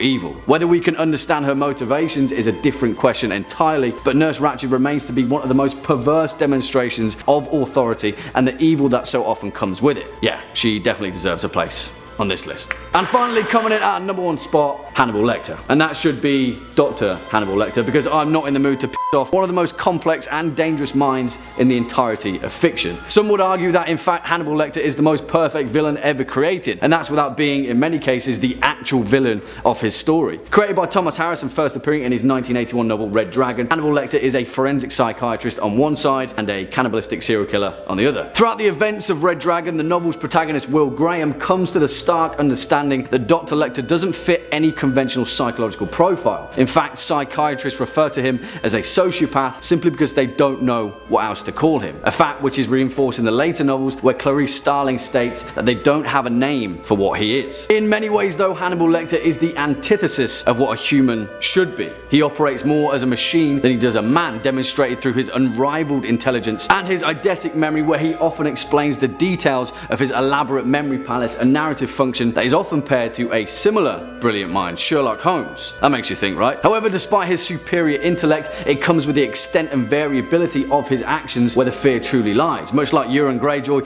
Hannibal Lecter is a pool of such depth and complexity that the understanding of his motivations would or will perhaps never be reached by the rest of humanity. And that's where the true brilliance of Harris's creation truly shines, because as portrayed in the novels and the later films with the legendary performance of Sir Anthony Hopkins, we as an audience find Lecter to be a likeable character. He's a cannibal, he eats people with fava beans and a nice Chianti, and yet we can't help but finding ourselves liking this guy. He's more akin to the likes of Frankenstein's monster or Dracula. He's a creation of horror that can only serve to go along with their nature, and strangely enough, for a human looking in, that fact forms a bizarre thread of curiosity that draws us in. Hannibal Lecter is the definition of horror, equal parts fear, equal parts curiosity, and he's a mystery that we'll never truly understand. Number 5 on this list is the Sworn Book of Honorius. This is an ancient medieval grimoire that was very influential and was apparently written by Honorius of Thebes. I say that word apparently because it's currently unknown whether Honorius of Thebes was actually a real person or a complete myth. If he was real, then he's said to have a deep connection with religion, magic,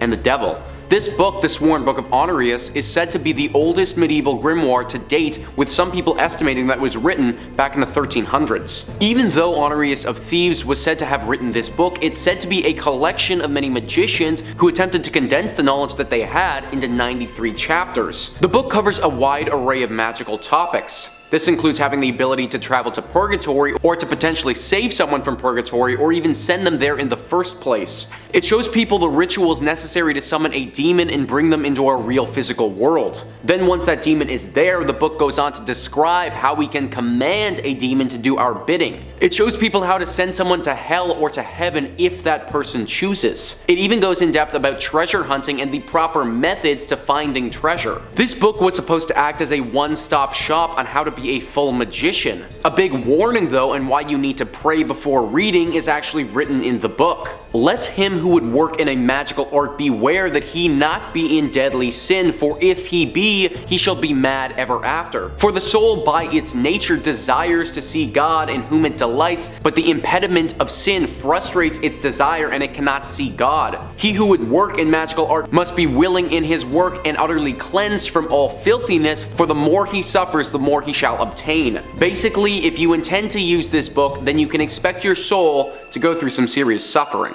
Number 4 on this list is the Dragon Rouge. The Dragon Rouge is an updated version of one of the most haunted texts in history, the Grand Grimoire. Keegan actually covered the Grand Grimoire in one of his previous parts of this series, so I highly recommend you go check out one of those videos if you haven't already. But the Cole's notes are that the Grand Grimoire was a text that described how to make a deal with the devil. It showed the reader how to summon Lucifer, and then how to make a pact with him once he is summoned. The Dragon Rouge is a version of this Grand Grimoire that goes further into detail on several demons and how one should summon them. What's interesting about this text is that it inspired the name for a cult group in the 90s called the Dragon Rouge. This cult was founded by Thomas Carlson, a Swedish man, in 1989. Thomas claimed that he had visions growing up as a child and believed to be connected to spirits and God somehow. This cult is based in the left-hand path of magic, which for those who don't know, is considered to be the dark magic and associated with the workings of the devil. Apparently, the Dragon Rouge text is one that is worshipped and used quite often during the proceedings of this cult. If you wanted to, you could actually visit the Dragon Rouge's website and volunteer to join their cult, but based on the writings of the book that they worship,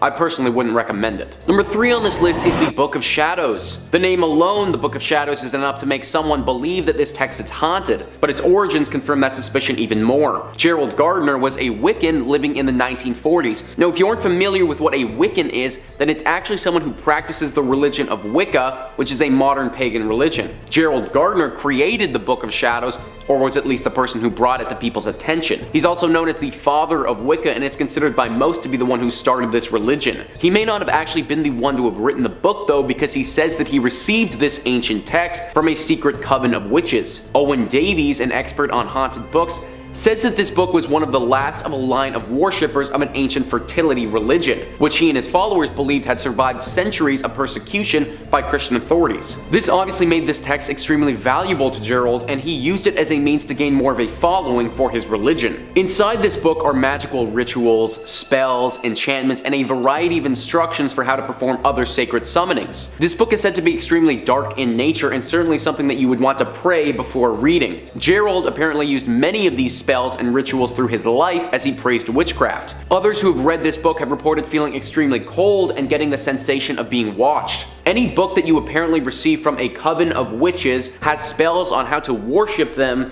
and it's called the Book of Shadows. It certainly can't be any good. Number 5 on this list is Shams al-Marif.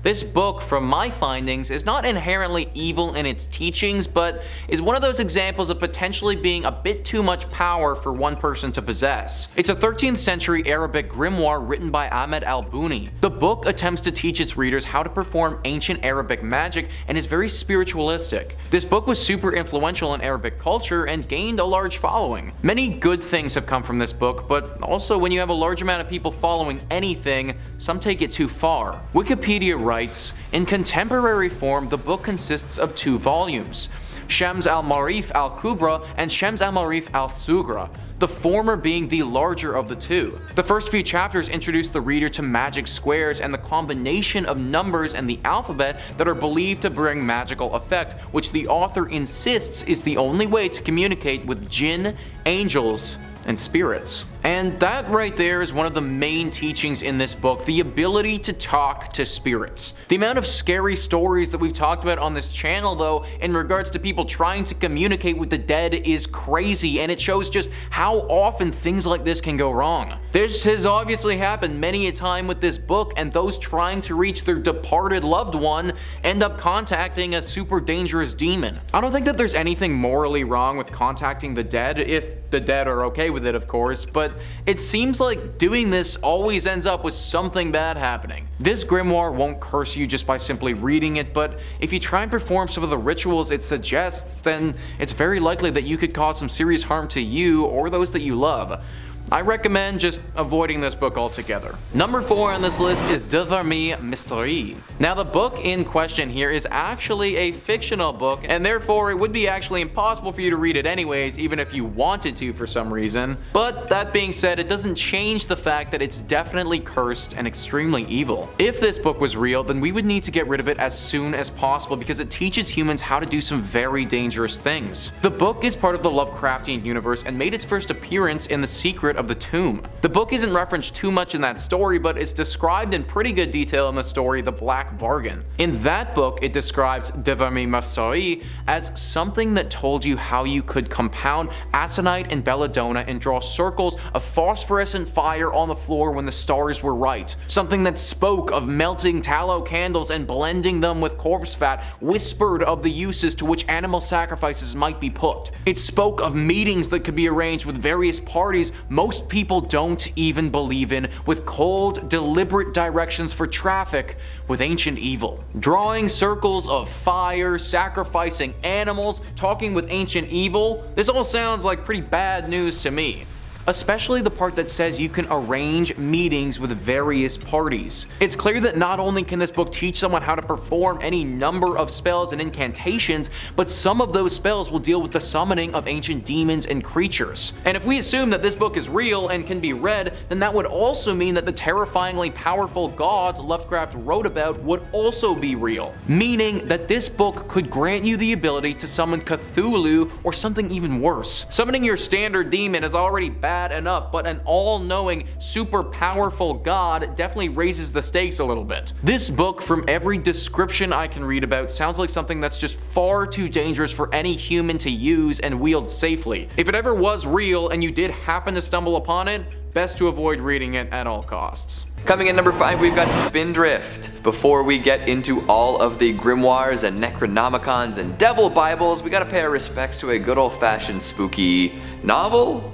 Autobiography? A little mix of the two. Curling up with a creepy pile of pages on a chilly fall day, maybe with a cup of your favorite hot beverage by your side, is unmatched. If you haven't tried it yet, I beg you to forego streaming services for one day and really soak in that paperback atmosphere. Right, so once you've experienced that unique joy, you can die a happy death, which just might happen if you stumble across a copy of Spindrift. Upon first glance, this book looks like any other pulpy horror book from the 70s. However, there's definitely a lot more than meets the eye. It reads partially like a novel, sort of like an autobiography, and somewhat like an account of a haunting. The tale is that of an author, Jan Bryant Bartel, and her experiences while living with her husband in the supposedly haunted death house of Greenwich Village. Before the couple moved in, the house already had quite the reputation. Mark Twain had resided there, and even as a skeptic, he was often unsettled by the unexplainable happenings. Families moved in and out, oftentimes falling victim to tragic fates. This had a great impact on Bartel in particular, who seemed to unlock some latent psychic potential at the house. During her time here, all sorts of horrid events transpired. Her pet dog died, news of others in her life perishing came to her, and she noticed all sorts of presences throughout the house. This caused a great deal of trepidation and terror, and eventually drove the couple off the property. After witnessing 9 deaths during her stay, Bartel wanted to be as far away as possible. Following this move, she decided to commit her story to page and wrote Spindrift. She spared no detail in this extremely personal account of the haunting, and eventually did finish the initial manuscript. Unfortunately, she became the 10th victim to the house. After completing the manuscript, Bartel passed away, supposedly followed by the curse. People who read this book claim to feel a very spooky presence while flipping through the pages. There haven't been any accounts of readers falling victim yet, but I'd still be careful while reading. Coming in at number 4, we've got the Untitled Grimoires. Here we go, some real spooky stuff. When you hear the term grimoire, you know you're in for some haunted volumes, that's for sure. Especially if they remain untitled, adding to the mystery and allure. How positively chilling. These 2 tomes became objects of intrigue back in 2013 when they were sold through an online auction. They fetched quite a hefty price, coming in at around $14,000. For any other spiral-bound notebooks, that asking price would be outrageous, but the history surrounding these grimoires makes them worth every penny. Apparently they were penned by none other than Persephone Adrastea Irene, a Wiccan high priestess with a coven full of devoted followers. She was quite the spellcaster and filled the books with all sorts of magical knowledge. Over 200 pages of enchantments, incantations, summons, and spells can be found by the owner of these books. Summoning rituals for demons and spirits are a major factor here too. However, the books came with a grave warning. Any non-witches should avoid them at all costs, as Persephone left a little message behind for them. It reads,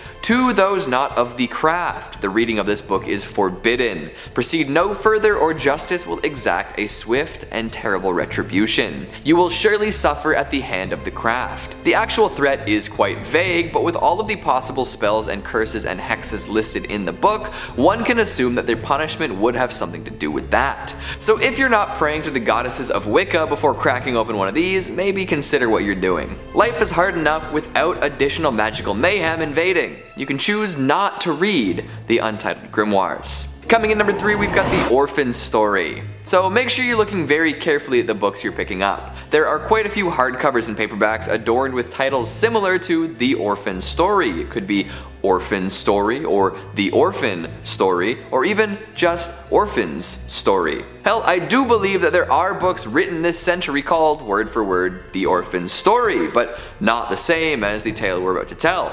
What a world, right? It's almost like orphans are classic literary tropes that get people engaged in stories quickly. Who doesn't love a good found family tale? But I'm getting off track. This tale was originally penned in the 1600s by Martin de Leon Cardenas. There's nothing particularly scary about the story itself. It's about a young Spaniard who heads to America in search of fortune. But for some reason, everyone who became involved in the publication of this book met with a grisly fate. Editors and translators who had previously worked on it died in terrible car crashes or succumbed to deadly illnesses.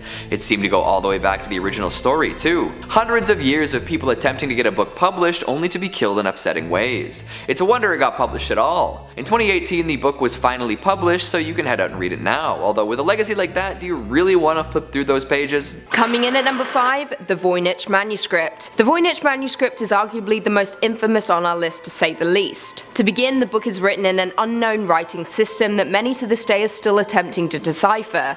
It is unknown who wrote the book, but it is named after Wilfrid Voynich, a Polish book dealer who purchased it in 1912. The mystery of the book has excited people over the years, but we're still no closer to figuring out its contents or origins. Many have speculated that the book itself may be evil, and judging by the pictures included, may contain spells or incantations for summoning demons. But this is all speculation. There have been many people over the years who have claimed to have deciphered the text, from Robert S. Brumbaugh, who claimed that the manuscript was a forgery intended intended to fool Emperor Rudolph II into purchasing it, or Stephen Bax, who claimed that the manuscript was about nature, or even Nicholas Gibbs, who claimed it was a guide to women's health. We may never know what knowledge the book holds, perhaps at the end of the day it's a hoax, but some speculate it may be something evil that we should never attempt to uncover. In at 4, The Sworn Book of Honorius. This is a medieval grimoire written by Honorius of Thebes. It is the oldest existing medieval grimoire and arguably the most influential. The text contains incantations and invocations to induce visions from heaven, hell, and purgatory. It is also widely believed that the person who is capable of deciphering all the text will gain the access to all the knowledge in the world. Not too shabby. Now, its history is hazy, but the book is supposedly the product of a group of magicians who condensed all their knowledge into one book. Many of its instructions include how to conjure and command a demon, how to work other magical operations, as well as the knowledge of what lies in heaven, among other things. It has been classified as a Solomonic grimoire due to its heavy angelic powers, like those found in the Key of Solomon. In at 3, The Satanic Bible. Published in 1969 and written by Anton LaVey, The Satanic Bible is a collection of essays, observations, and rituals, and is the central text of Satanism, and it's also considered to be the foundation of its philosophy. The Bible is divided into 4 sections: the Book of Satan, the Book of Lucifer, the Book of Belial, and the Book of Leviathan, the latter offering invocations for sex, compassion, and destruction, as well as invocation of Satan. Thankfully, the Satanic Bible is not considered to be a sacred scripture, like the Christian Bible is to Christians, but Satanists do regard it as authoritative text. The Satanic Bible has been condemned by many for being dangerous, particularly to adolescents. As problematic as this book is, it is still available in most places, although many schools have made an attempt to ban the text. Few have been successful though. Starting off this countdown, we have The King in Yellow. The King in Yellow is a cursed book that is said to drive readers into insanity. So this book is composed of a series of short stories written by a man named Robert Chambers. Apparently, the first act is fairly normal, so it entices you to keep reading. But once you get to Act 2, that's where it gets all weird and extremely dark. Here's what one person said about the book. The very banality and innocence of the first act only allowed the blow to fall afterward with more awful effect. Even seeing the first page of the second act is enough to draw the reader in. If I had not caught a glimpse of the opening words in the second act, I should never have finished it. Sounds intense, right? Well, it is. In fact, a number of people have claimed to have felt ill while reading this book. Others said they have woke up with weird bruises and scratches all over their bodies, or even had very vivid and dark night terrors. One individual posted online saying her friend got possessed by this book. She read the book, and every time there's mention of it, she'll go into this huge coughing fit. Not only that, one night she sent a bunch of weird messages to her friend saying stuff like, "Have you seen the yellow sign?" which is a reference to the book. The next day she checked her phone and had no memory whatsoever of sending these texts. After reading this book, her health literally started to decline. Somehow, she thinks she has fallen victim to this book's curse. Moving on to number 4, we have Death Note. Death Note is a fictional Japanese manga series about a notebook that will kill anyone whose name is written inside of it. But obviously, this isn't real, right?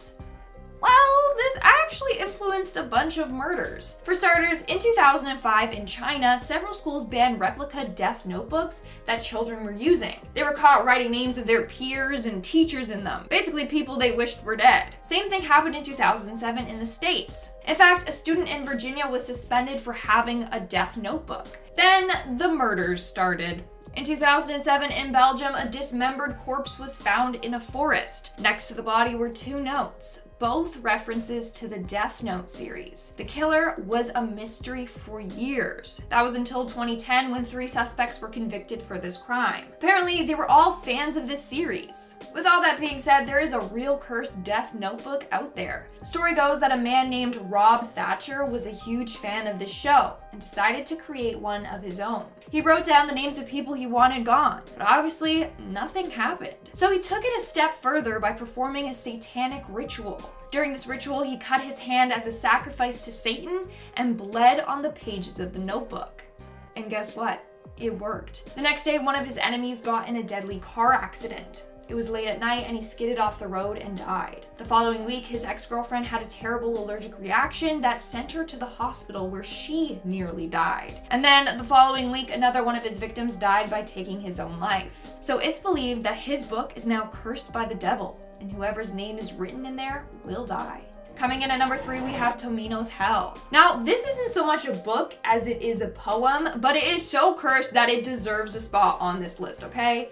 So, Tomino's Hell is the name of a poem written by Seijo Yaso. Legend goes that whoever reads the poem out loud will suffer from misfortune or even death. Consequences range from feeling sick to injuring yourself, and even death. So no one really knows what this poem is about. Some interpret that the poem is about a young boy who descends into the 8 levels of hell after killing his parents. Whereas others believe it's about a man going to war and then dying, never being able to see his family again. Either way, it's said that you should never, and I mean never, read this poem out loud. The curse is so strong that some people who have read this poem in their head have even felt ill while doing so. Now, I refuse to even look at the poem, let alone recite it. According to this legend, one person read the poem and ended up vomiting glass. Another person had their loved ones die a tragic death. In fact, one radio show host tried to read it out loud on air, and halfway through he started to feel ill and disturbed and wasn't able to finish it. He continued to feel ill, and a few days later he got into an accident that resulted in him having to get 7 stitches. So don't even think about reading it. And I mean, I say that, but I know you guys are Googling it as I speak. Coming in at 5, The Haunting of Hill House, Shirley Jackson. Now, you may be surprised I included this book on our list, considering it jumped up in popularity following the release of the Netflix series of the same name. However, prior to this, the book wasn't as popular amongst all audiences, and was a lesser known ghost story that certainly deserves our attention. When we think about horror story cliches, we think haunted houses. It's the top of the list, an idea done so often it's frequently parodied. However, Shirley Jackson brought something entirely new with her book, The Haunting of Hill House, which is simply the best haunted house story ever written to date. Fact. Released back in 1959, Hill House is a gothic horror that tells the story of 4 seekers who arrive at a notoriously haunted house, under the order of Dr. Montague, an occult scholar looking for evidence of a haunting. At first, their stay seems destined to be nothing but a spooky encounter. However, Hill House is gathering its power and eventually chooses one of them to make its own. Guess who? It's an easy guess. Now, the book is vastly different to the show and arguably better, so if you want a fright, you should definitely check it out, even though this list is books you should avoid. But where's the fun in that? Coming in at 4, The Cipher, Kathy Koja. First published back in 1991 by Kathy Koja during a period of time where it was becoming clear that the likes of Stephen King weren't the future of horror fiction. So Koja took advantage of this by stripping the genre down to the basics. The Cipher tells the story of a black hole that spontaneously appears in the floor of a couple's apartment in Detroit. And of course, dreadful things begin to happen. Nicholas and Nakota are forced to set out to see what happens when they drop various items into the hole. But as they do, they discover everything they drop down comes back violently rearranged. Now, this book is a tough one to track down these days, with the only way to get hold of it is in ebook form, which is no fun at all. Here's hoping that a publisher will eventually bring it back into print. They would be doing us all an invaluable service. Coming in at 3, The Green Man, Kingsley Amis. Published back in 1969 by British author Kingsley Amis, The Green Man is often described as being 3 genres of novel in one: ghost story, moral fable, and comic novel. It is essentially a pastiche of a Jameson ghost story by a hardcore fan. The story follows Maurice Allingston, a man who has reached middle age and is haunted by death. It opens with Maurice's father dropping dead and continues as friends and family convene for the funeral. Now, his problems are many and increasing throughout the story. How to deal with his own declining health, how to reach out to a teenage daughter who watches TV all the time, how to find another drink, and then of course, death. It's a ghost story but also a black comedy. It's confusing, yes, but also one of the best books on our list, and certainly worthy of your attention if you dare. Number 3 on this list is Lawn Boy. This story, written by Jonathan Iveson, is one of the most challenged books in America in 2021, and honestly, folks, it really shouldn't be. Esquire says Lawn Boy is the big-hearted story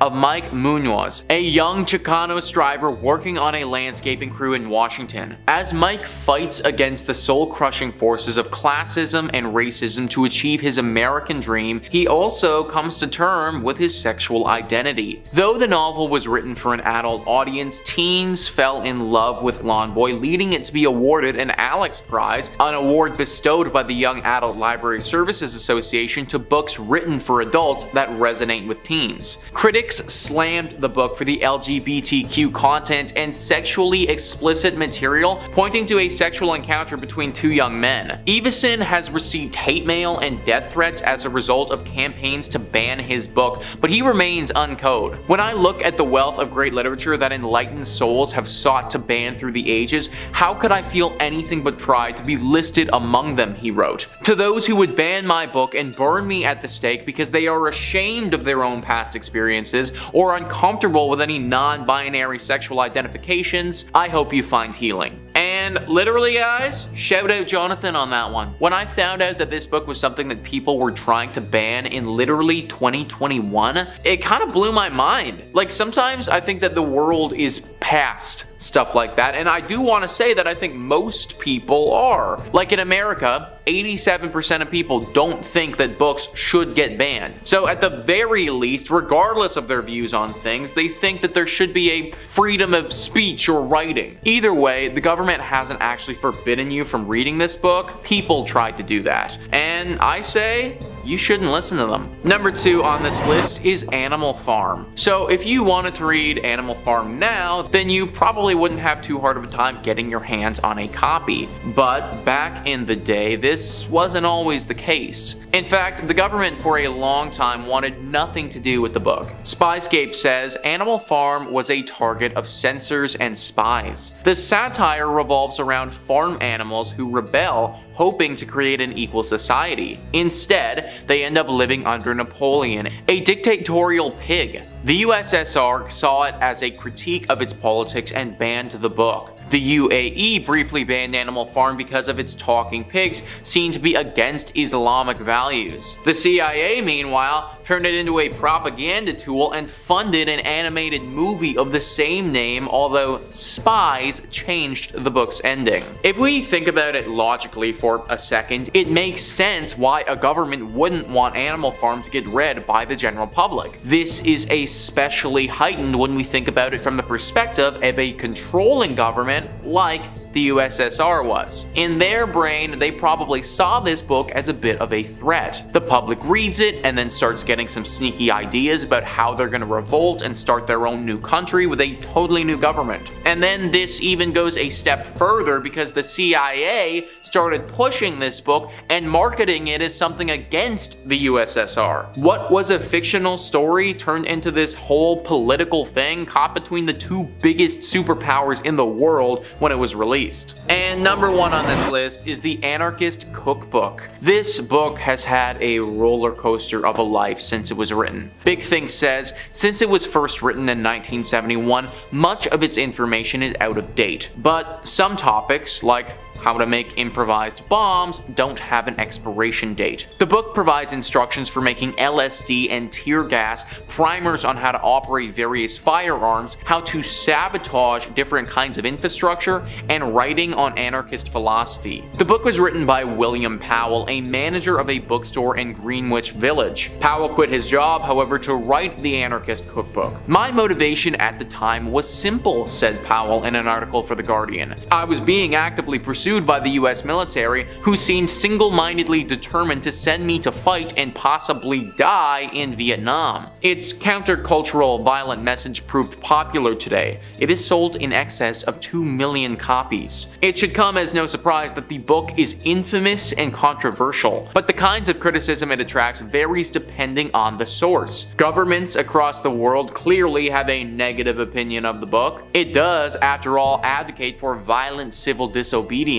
The Anarchist Cookbook is banned in Australia. In the UK, possessing the book, though not illegal itself, has often been used as evidence in terrorism cases. A teenager was accused of and later acquitted of a plot to assassinate British National Party members in 2008. In 2017, a 27-year-old who had traveled to Syria and possessed a copy was accused of being a terrorist. It turned out that he had merely printed a copy of the anarchist cookbook for use in a role-playing game in a university society. So clearly the government does not like this book at all. I think it's a bit much for people to be accused of certain things just by owning the book, but I also kind of see why it happens based on the contents of the text. Just be aware that if you pick this book up, then the government may start keeping tabs on you. Number 5. The Necronomicon. To ease our way into this list, let's begin with a supposedly completely fictional book created by the famous writer H.P. Lovecraft. Also referred to as the Book of the Dead, the Necronomicon appears in several of Lovecraft's stories where it was supposedly written in the early 1700s by an Arabic man named Abdul al-Hazrad, who was a devotee of the demonic deities Yog-Sothoth and Cthulhu, before he was apparently horribly devoured by an invisible demon in front of a presumably very confused and very terrified crowd. After this, the work was apparently translated and passed down over the years, having versions made in Greek, Latin, and English, while simultaneously being banned by various political and religious figures throughout history. Lovecraft was very sparing with the details about the contents and appearance of the book, believing that the mystery made it more frightening, though sections of it are quoted in his stories, such as the famous couplet appearing in The Nameless City, which goes, "That is not dead which can eternal lie, and with strange aeons even death may die." Over the years, Lovecraft was asked several times if the Necronomicon was in fact a real book, but he would always answer that it was not,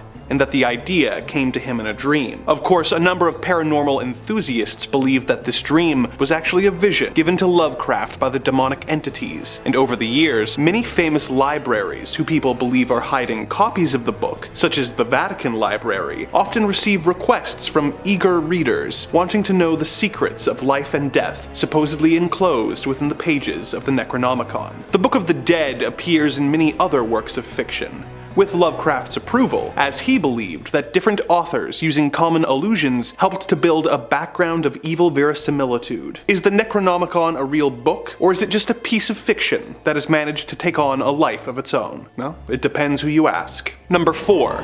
The Lesser Key of Solomon. The Lesser Key of Solomon is a grimoire compiled in the 17th century from materials that were already centuries old at the time of the book's original publication. The volume is divided into 5 books, one of which contains instructions on how to grant the practicing magician an eidetic memory and the ability to instantly learn materials. Another of the books teaches the user how to contact angels using a wax tablet and a method known as scrying. 2 of the other books describe the 24 different angels and their relation to the 24 hours in the day, and the 360 spirits of the degrees of the zodiac. However, the Lesser Key's most famous book is known as Ars Goetia, which contains 72 sigils, each representing a different demon, as well as instructions on how to summon the 72 demons, and even how to control them. Before you go searching for a copy at Barnes & Noble, consider the following. The Lesser Key of Solomon is apparently a cursed book, with anyone who owns a copy of it reportedly being subject to constant bad luck, or in some cases, even death. Some owners of the book have reported seeing the pages turning by themselves, and even flying across the room, while hearing whispers and seeing dark shadow people. If this warning has reached you too late, and you have already fallen victim to this horrible curse, the good news is that it can apparently be broken by burning all the pages and disposing of the ashes. No one knows for sure who wrote the Lesser Key of Solomon. Some of course believe that it was written by King Solomon himself as a gift for his son, but others believe that it was actually dictated by some of the 72 demons in order to give themselves a means of crossing over to our world. Whoever actually wrote it, I hope that it was done with the purpose of helping us control the dark forces that are knocking on the door of reality, and not the other way around. Coming in at number 2, we have Babadook. Also, do you guys say Babadook or Babadook?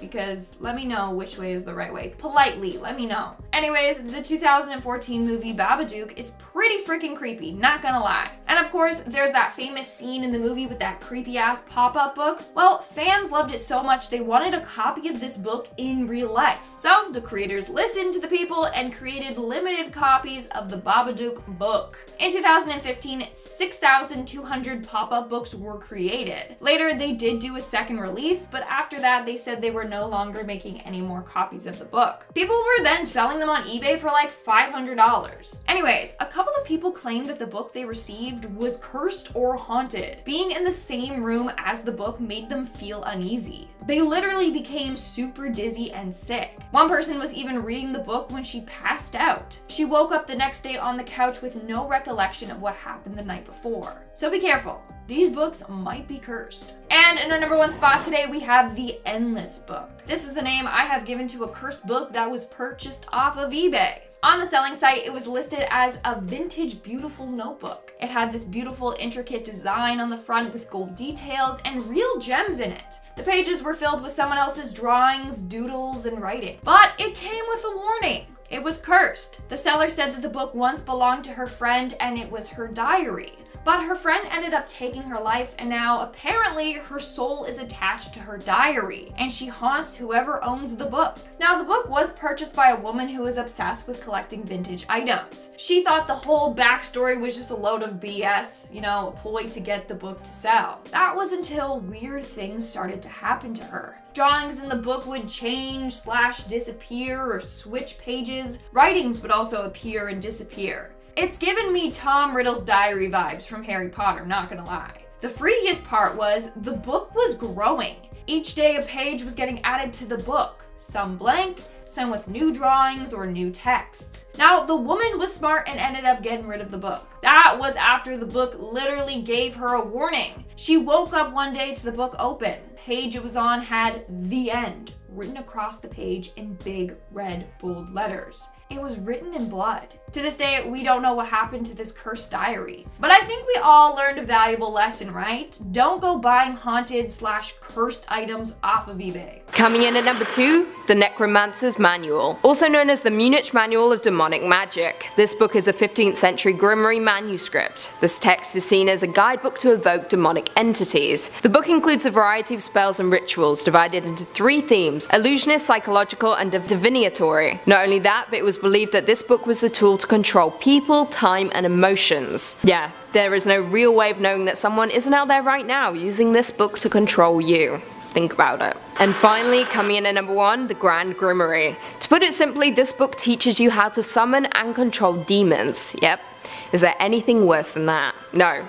The answer is no. Also known as The Red Dragon, this book was written in the early 19th century, with its publication date ranging from 1521 to 1522 or even 1421. It was authored by Antonio del Rabina, I hope I said that right, who had supposedly gathered his information from the original writings of King Solomon. The book contains instructions to summon Lucifer for the purpose of forming a deal with the devil. The Grand Grimoire is divided into 2 books, the first half containing the instructions for summoning a demon, and the second half divided into 2 further parts, the Sanctum Regnum and Secrets of the Magic Art of Grand Grimoire. The former contains instructions for making a pact with the demon, allowing you to command it without the tools required in Book 1. The latter contains simple spells and rituals you can perform in order to complete the summoning and the controlling. All in all, it's not a book that should be placed in the hands of the morally ambiguous, let's just say that. Number 3 on this list is the Book of Abramelin. Abraham was an Egyptian mage who lived between 1362 and 1458 and dedicated his life to magic. Once Abraham visited Egypt, and there he met a magician, not that magician which you see on TV shows, but that who really knows dark magic and dark secrets. He told Abraham many dark and mysterious secrets and strange things which you and I can never imagine. He told him how to live with the dead person, the location of under-earth treasures, how to contact devils. Besides this, he also told him the secrets of becoming invisible and flying in the sky. That last passage that I just read was written by Sharik Kamal while he was listing the most cursed books of all time. This book is known to be dangerous, and it isn't just because of the contents in it either. Yes, summoning the dead and performing dark magic in its own right is very dangerous and has the potential to cause serious problems for you and those around you. This book, though, may just be inherently cursed to begin with. Many people who have read this book, even those who don't go on to perform any of the rituals or incantations that the book describes,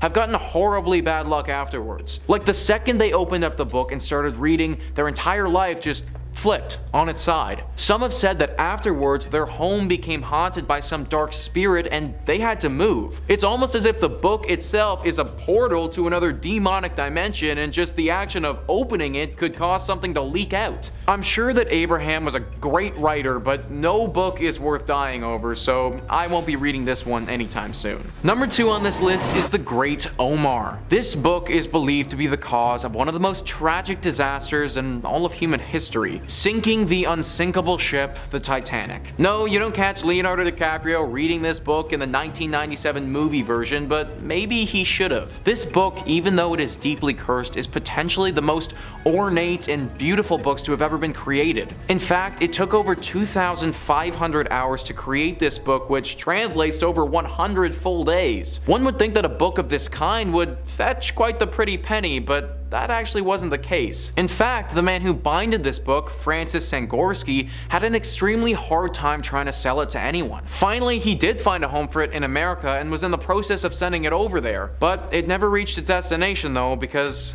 it was on the Titanic. Now, the reason that people think this book had something to do with the unsinkable ship sinking is because only a week or so after the ship had gone down, so did Sangorski. He died by drowning to death a very short time after the book had also sunk to the bottom of the ocean. This is why people believe that something about this book will curse those around it and potentially lead to someone drowning. I personally think it's a bit of a stretch to just assume that having this book caused the entire Titanic to sink.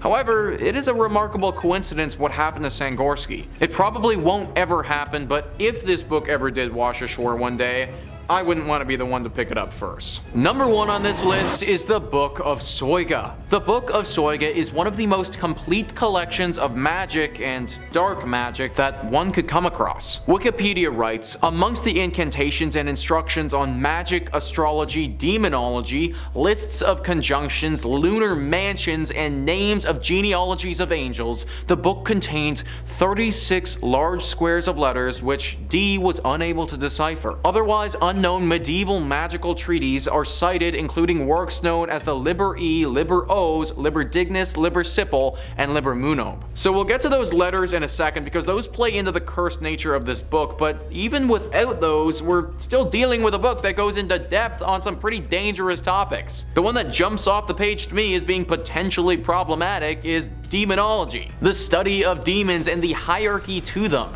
and also the study of how to potentially summon them. This is certainly problematic and already a reason to not read this book, but let's get back to those letters. In 1608, there lived a man named John Dee. John Dee was fascinated with this book and wanted to figure out how to decode the letters. He reached out to the angel Uriel, and Uriel told him that only the worthy one will be able to crack the code. Truly a chosen one scenario where the book will reveal its secrets to the one that it decides. John Dee tried to decode it anyways, but then a grim fate befell him and he died. Then, very mysteriously, the book disappeared from the face of the earth for almost 400 years, until it all of a sudden reappeared in 1994. Now, it's thought that trying to decode these letters could prove fatal if you aren't the one worthy to do so. There's over 7 billion people on the planet, so the odds that you're the one worthy one and won't die are pretty slim. Not the sort of odds that I'd want to take just to look at some strange medieval letters. Coming in at number 2, we've got the Codex Gigas, the Devil's Bible. Who knew this was even a thing? What I like about this entry is the fact that I can make this joke now. That's right, you should be praying before you crack open a Bible because that's what people tend to do already. Heyo. Can't take full credit for that joke though because Lindsay made it to me first, so laugh away. Now, back to the actual demonic properties of this book. The Codex Gigas is an extremely large medieval illuminated manuscript containing a number of alphabets, the entire Latin Bible, the history of the Jews, medical works, the New Testament, necrology, magic formula, and more. It's known as the Devil's Bible because of the unusual illustration of a devil inside. Most Bibles tend to avoid full-page drawings of Satan.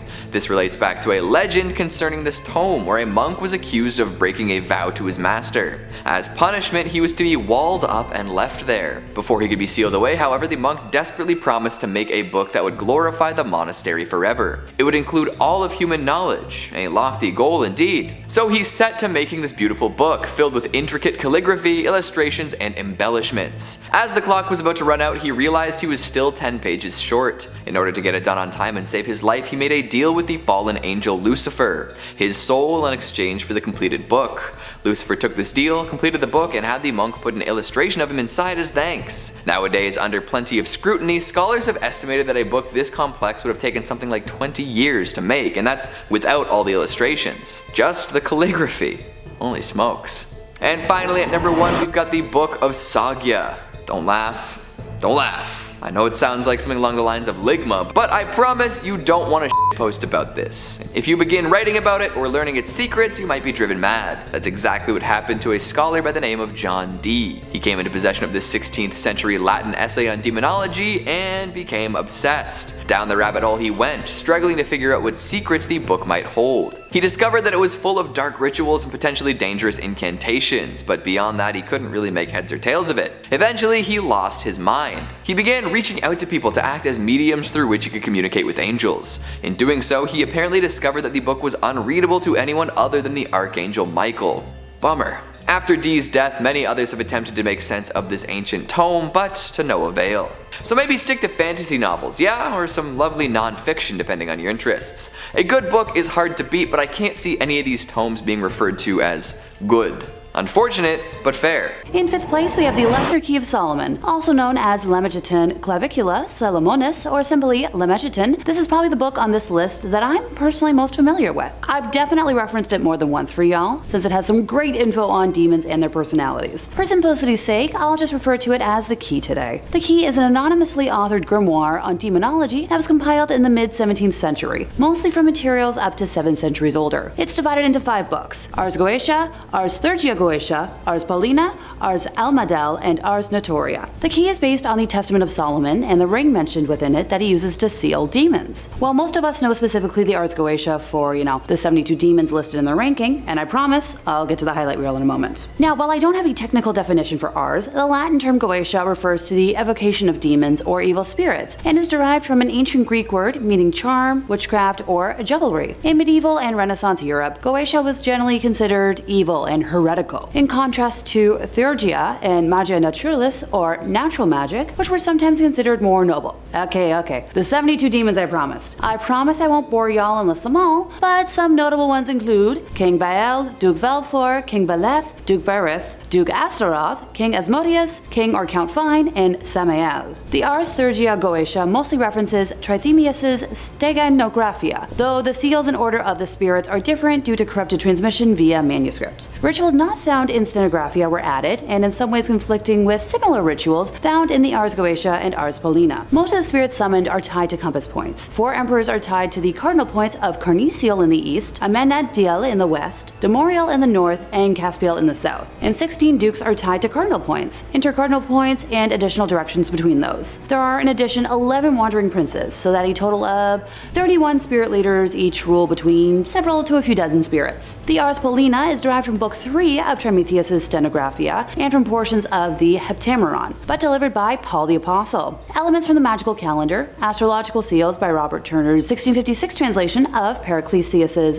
Archidoxes of Magic, and the year 1641 indicate that this portion was written in the later half of the 17th century. Traditions of Paul communicating with heavenly powers are almost as old as Christianity itself, as seen in some interpretations of Corinthians and the apocryphal Apocalypse of Paul. Now, the Ars Paulina is divided into 2 books, the first detailing 24 angels aligned with the 24 hours of the day, while the second detailing the 360 spirits of the degrees of the zodiac. The Ars Amadel instructs the magician on how to create a wax tablet with specific designs intended to contact angels via scrying. And finally, the Ars Notoria contains a series of prayers intended to grant eidetic memory and instantaneous learning to the magician. Pretty dang thorough. In 4th place, we have the Grand Grimoire. It's a black magic grimoire, and for reference, a grimoire is a textbook of magic that typically, includes instructions on how to create magical objects like talismans and amulets, how to perform magical spells, charms, and divination, and how to summon or invoke supernatural entities such as angels, spirits, deities, and demons. In many cases, the books themselves are believed to be imbued with magical powers, although in many cultures, other sacred texts that are not grimoires,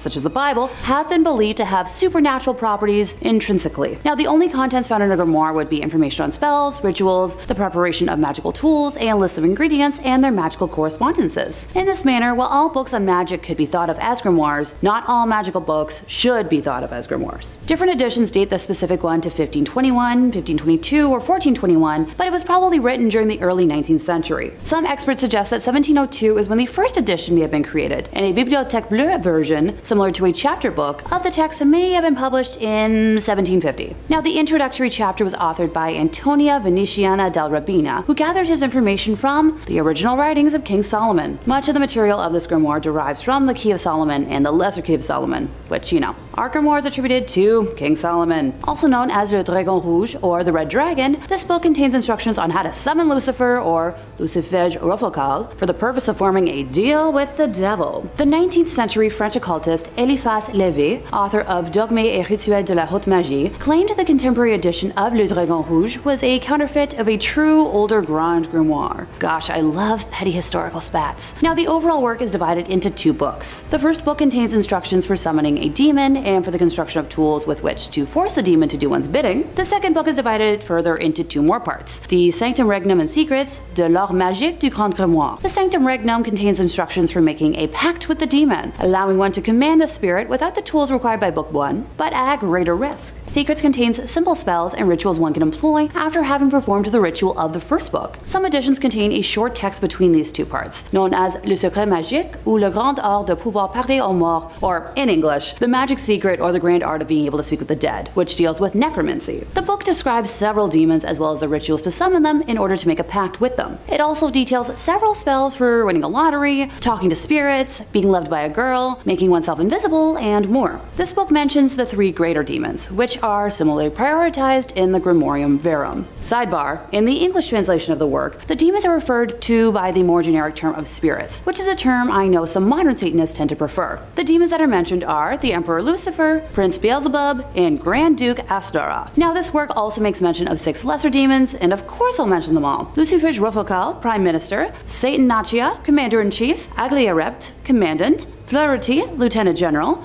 Sargatanas, Brigadier Major; Nebulos, Marshal, and Inspector General. Coming in at 2, The Ritual, Adam Neville. If you're familiar at all with the Netflix film of the same name, you'll be surprised to see this on our list, and so high. Now, that's not me diminishing the film in any way, but once again I'm straying from the popular and focusing on the unknown. Now, The Ritual of course gained notoriety after the release of the film, but prior to that it was a hidden horror gem. The book follows 4 old university friends as they set off into the Scandinavian wilderness of the Arctic Circle in an attempt to reconnect with one another and escape their problems. However, tensions begin to arise within the group, and with little experience between them, a shortcut during their hike turns into a nightmare scenario that could cost them all of their lives. Things descend into madness when the group stumbles across an old habitation.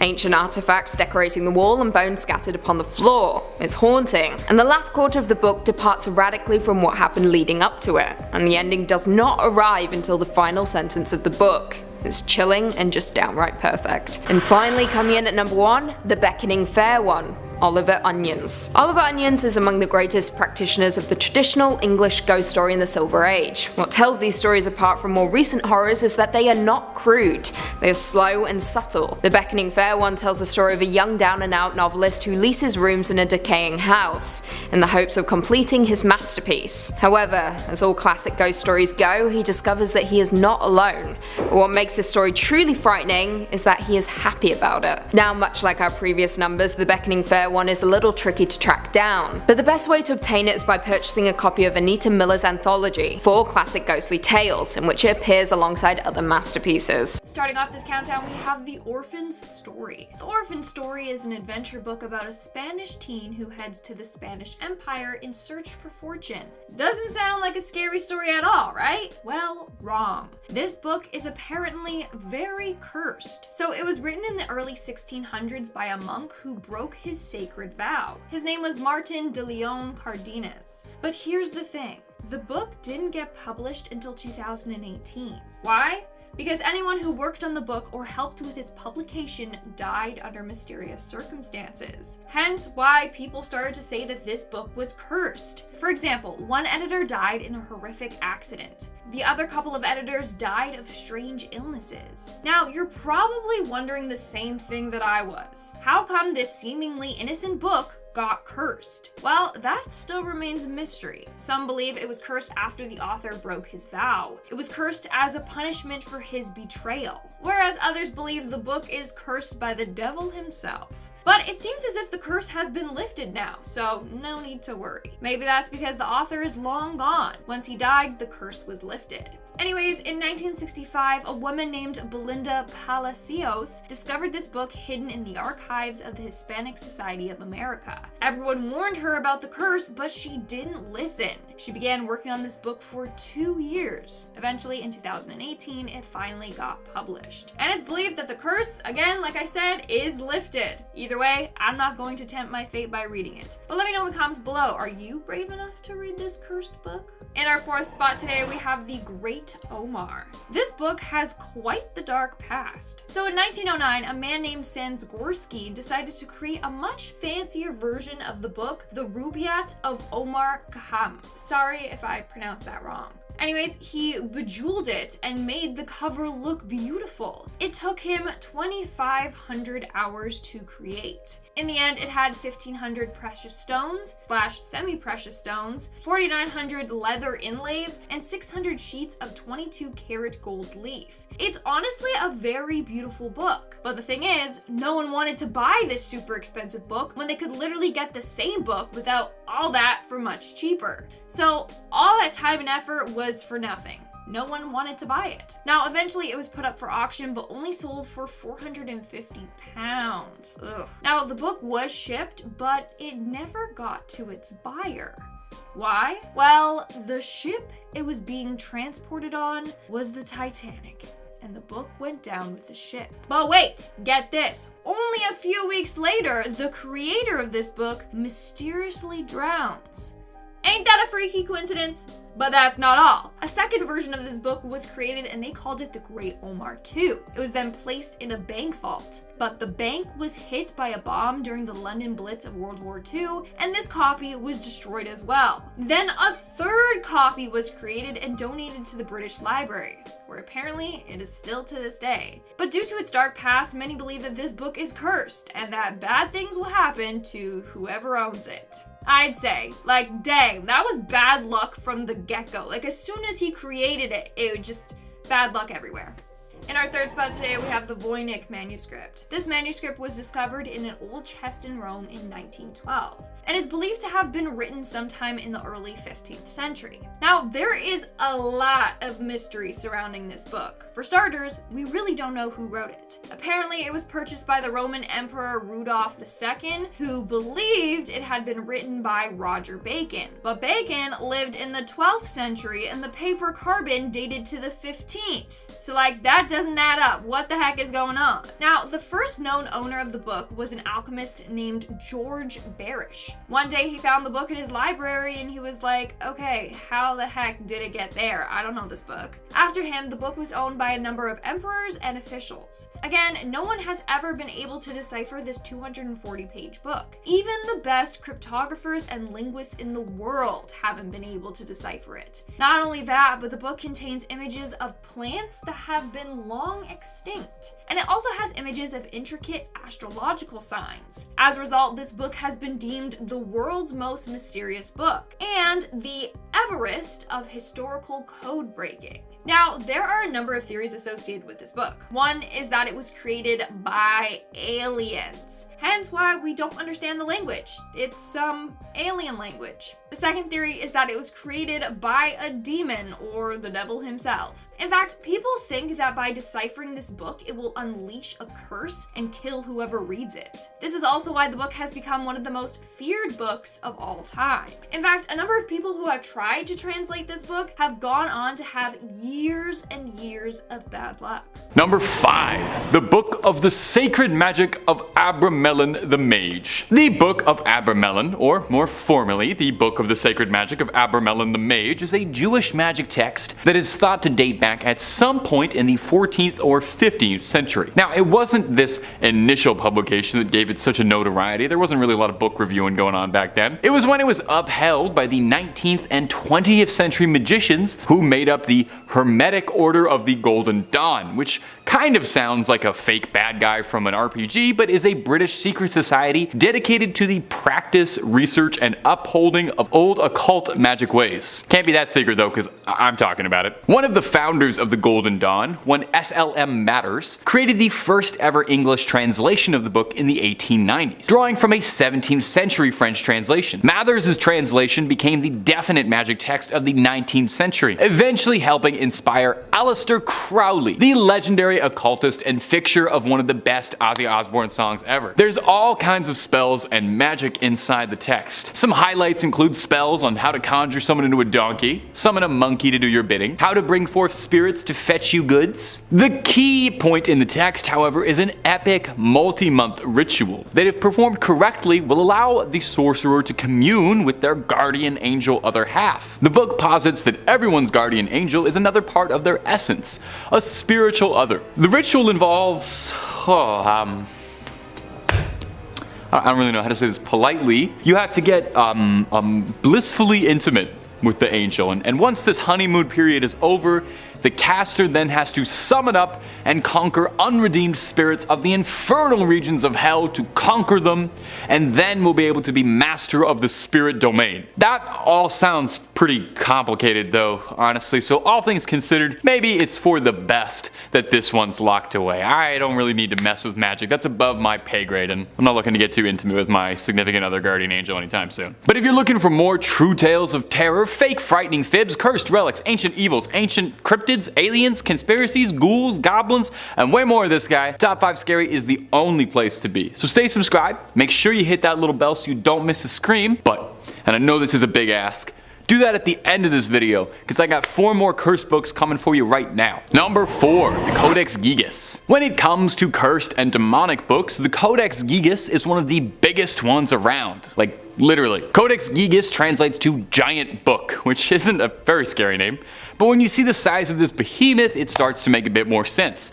The thing is massive, 2 feet long. While giant oversized illuminated manuscripts were fairly common around this era, this one stood out for its immense size and also the impressively scary rumors surrounding the cursed text. It's occasionally been dubbed Satan's Bible due to the interesting legend behind its origin. Now, supposedly the story goes that a monk by the name of Herman the Recluse, which same, honestly. Anyway, Herman was condemned to death for heresy and was to be walled up alive and starved. In a desperate plea to save himself, Herman tried to convince the prior and the abbot that if he could pen a manuscript to honor God's glory and contained all of human knowledge and history in one night, that he could be let free. The abbot agreed, thinking that this was, of course, an impossible task. Well, he didn't know that Herman was the John Wick of penmanship, who wrote until midnight, wearing his fingertips down, and in a moment of desperation, made a prayer to Lucifer, and asked for his eternal soul in exchange for the book's completion in order to repent for his heresy. I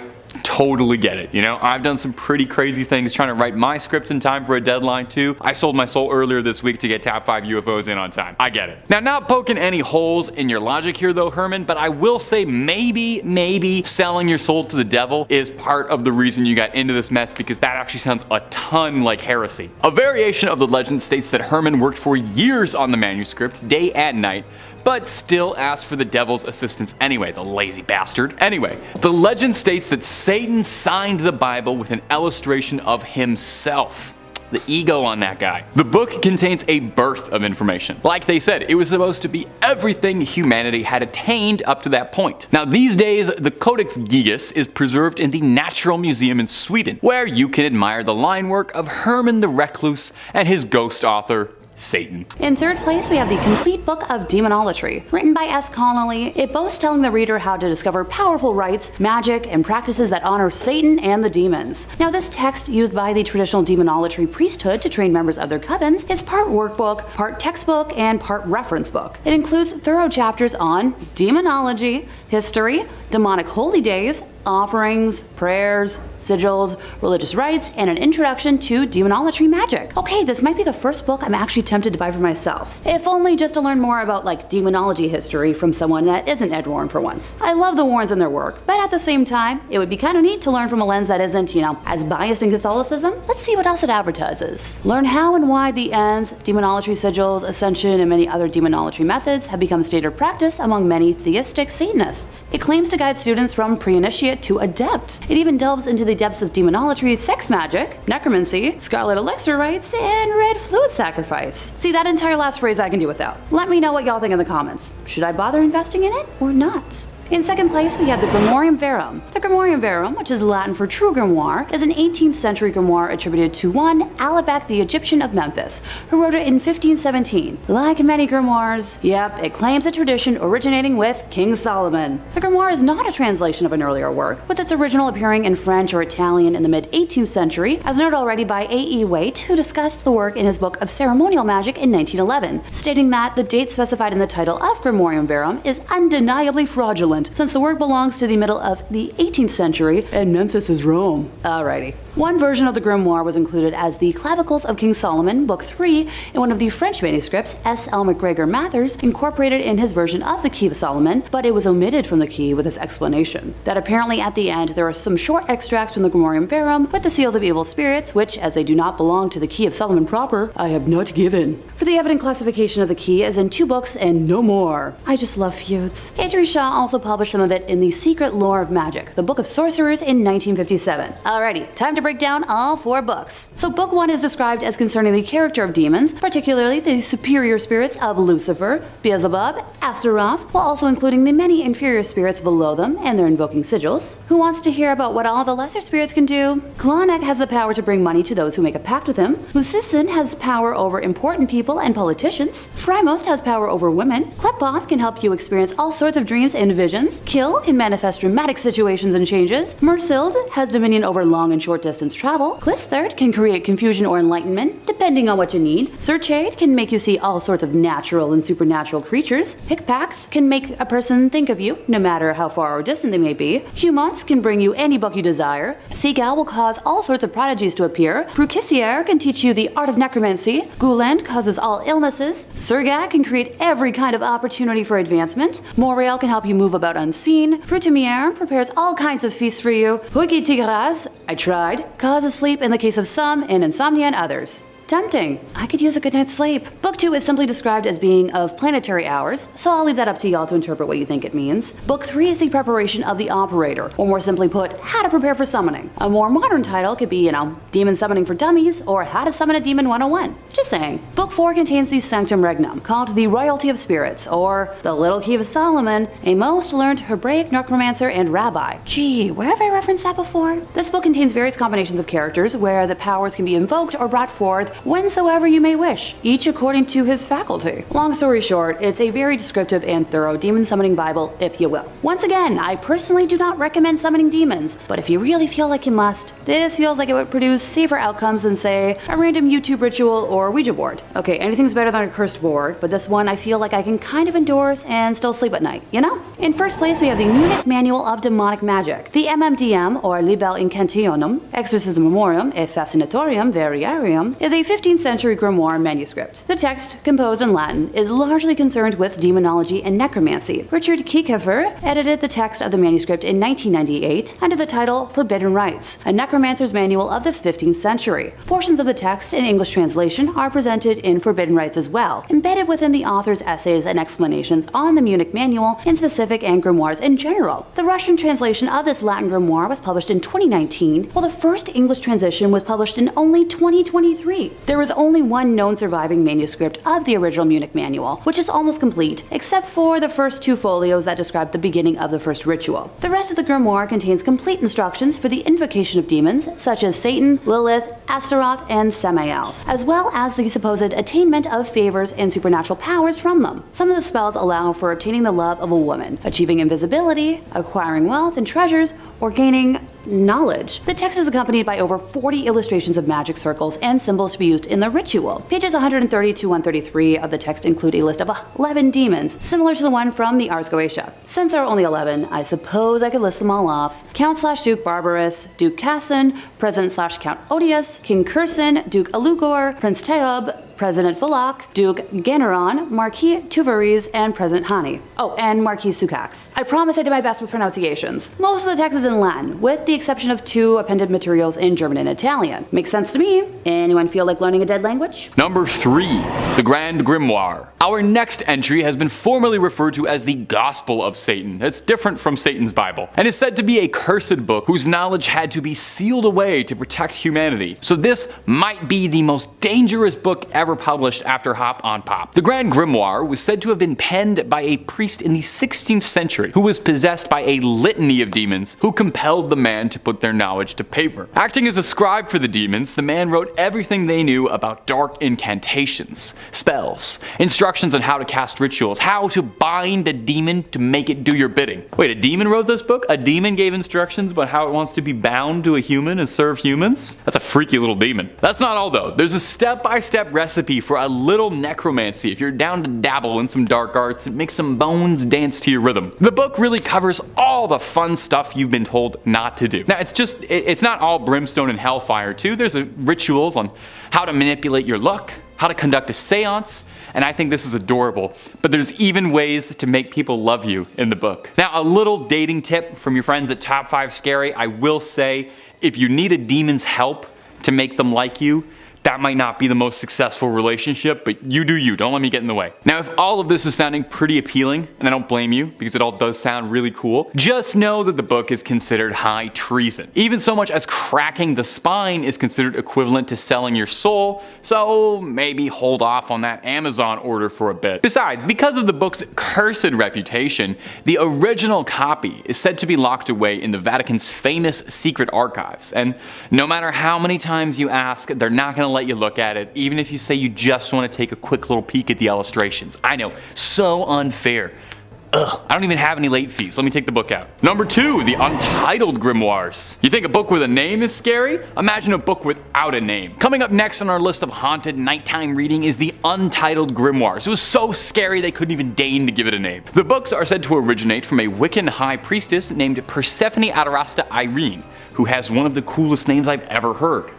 She recorded a book of her family's spiritual history. These manuscripts record Persephone's Wiccan history that she reworked all through her adult life. The first book contains around 250 pages of spells, incantations, curses, enchantments, and some information on gems, planets, rites, potions, and exorcisms. Basically anything and everything that a fledgling sorceress or warlock could ever possibly want. The second book is a little more light, the sequel's a bit of a letdown. It's just alchemy, chemistry, cures, perfumes, and tonics. Now, the first book is believed to be the one to carry the curse, as Persephone's spells are believed in Wiccan culture to contain more power than most other records due to her embodiment of her own soul inside the book. They say all authors put a bit of soul in their work, and it seems as if the Wiccan high priestess took that a bit more literally than most of us do. These books would eventually find their way into the possession of one Alice Montserrat, a close working associate of Aleister Crowley, who you know from earlier in the video as one of the most famous practicers of the occult and lover of white horses. Montserrat left an inscription in the first page of the book, warning to all of those who open it, "To those not of the craft, the reading of this book is forbidden. Proceed no further, or justice will exact a swift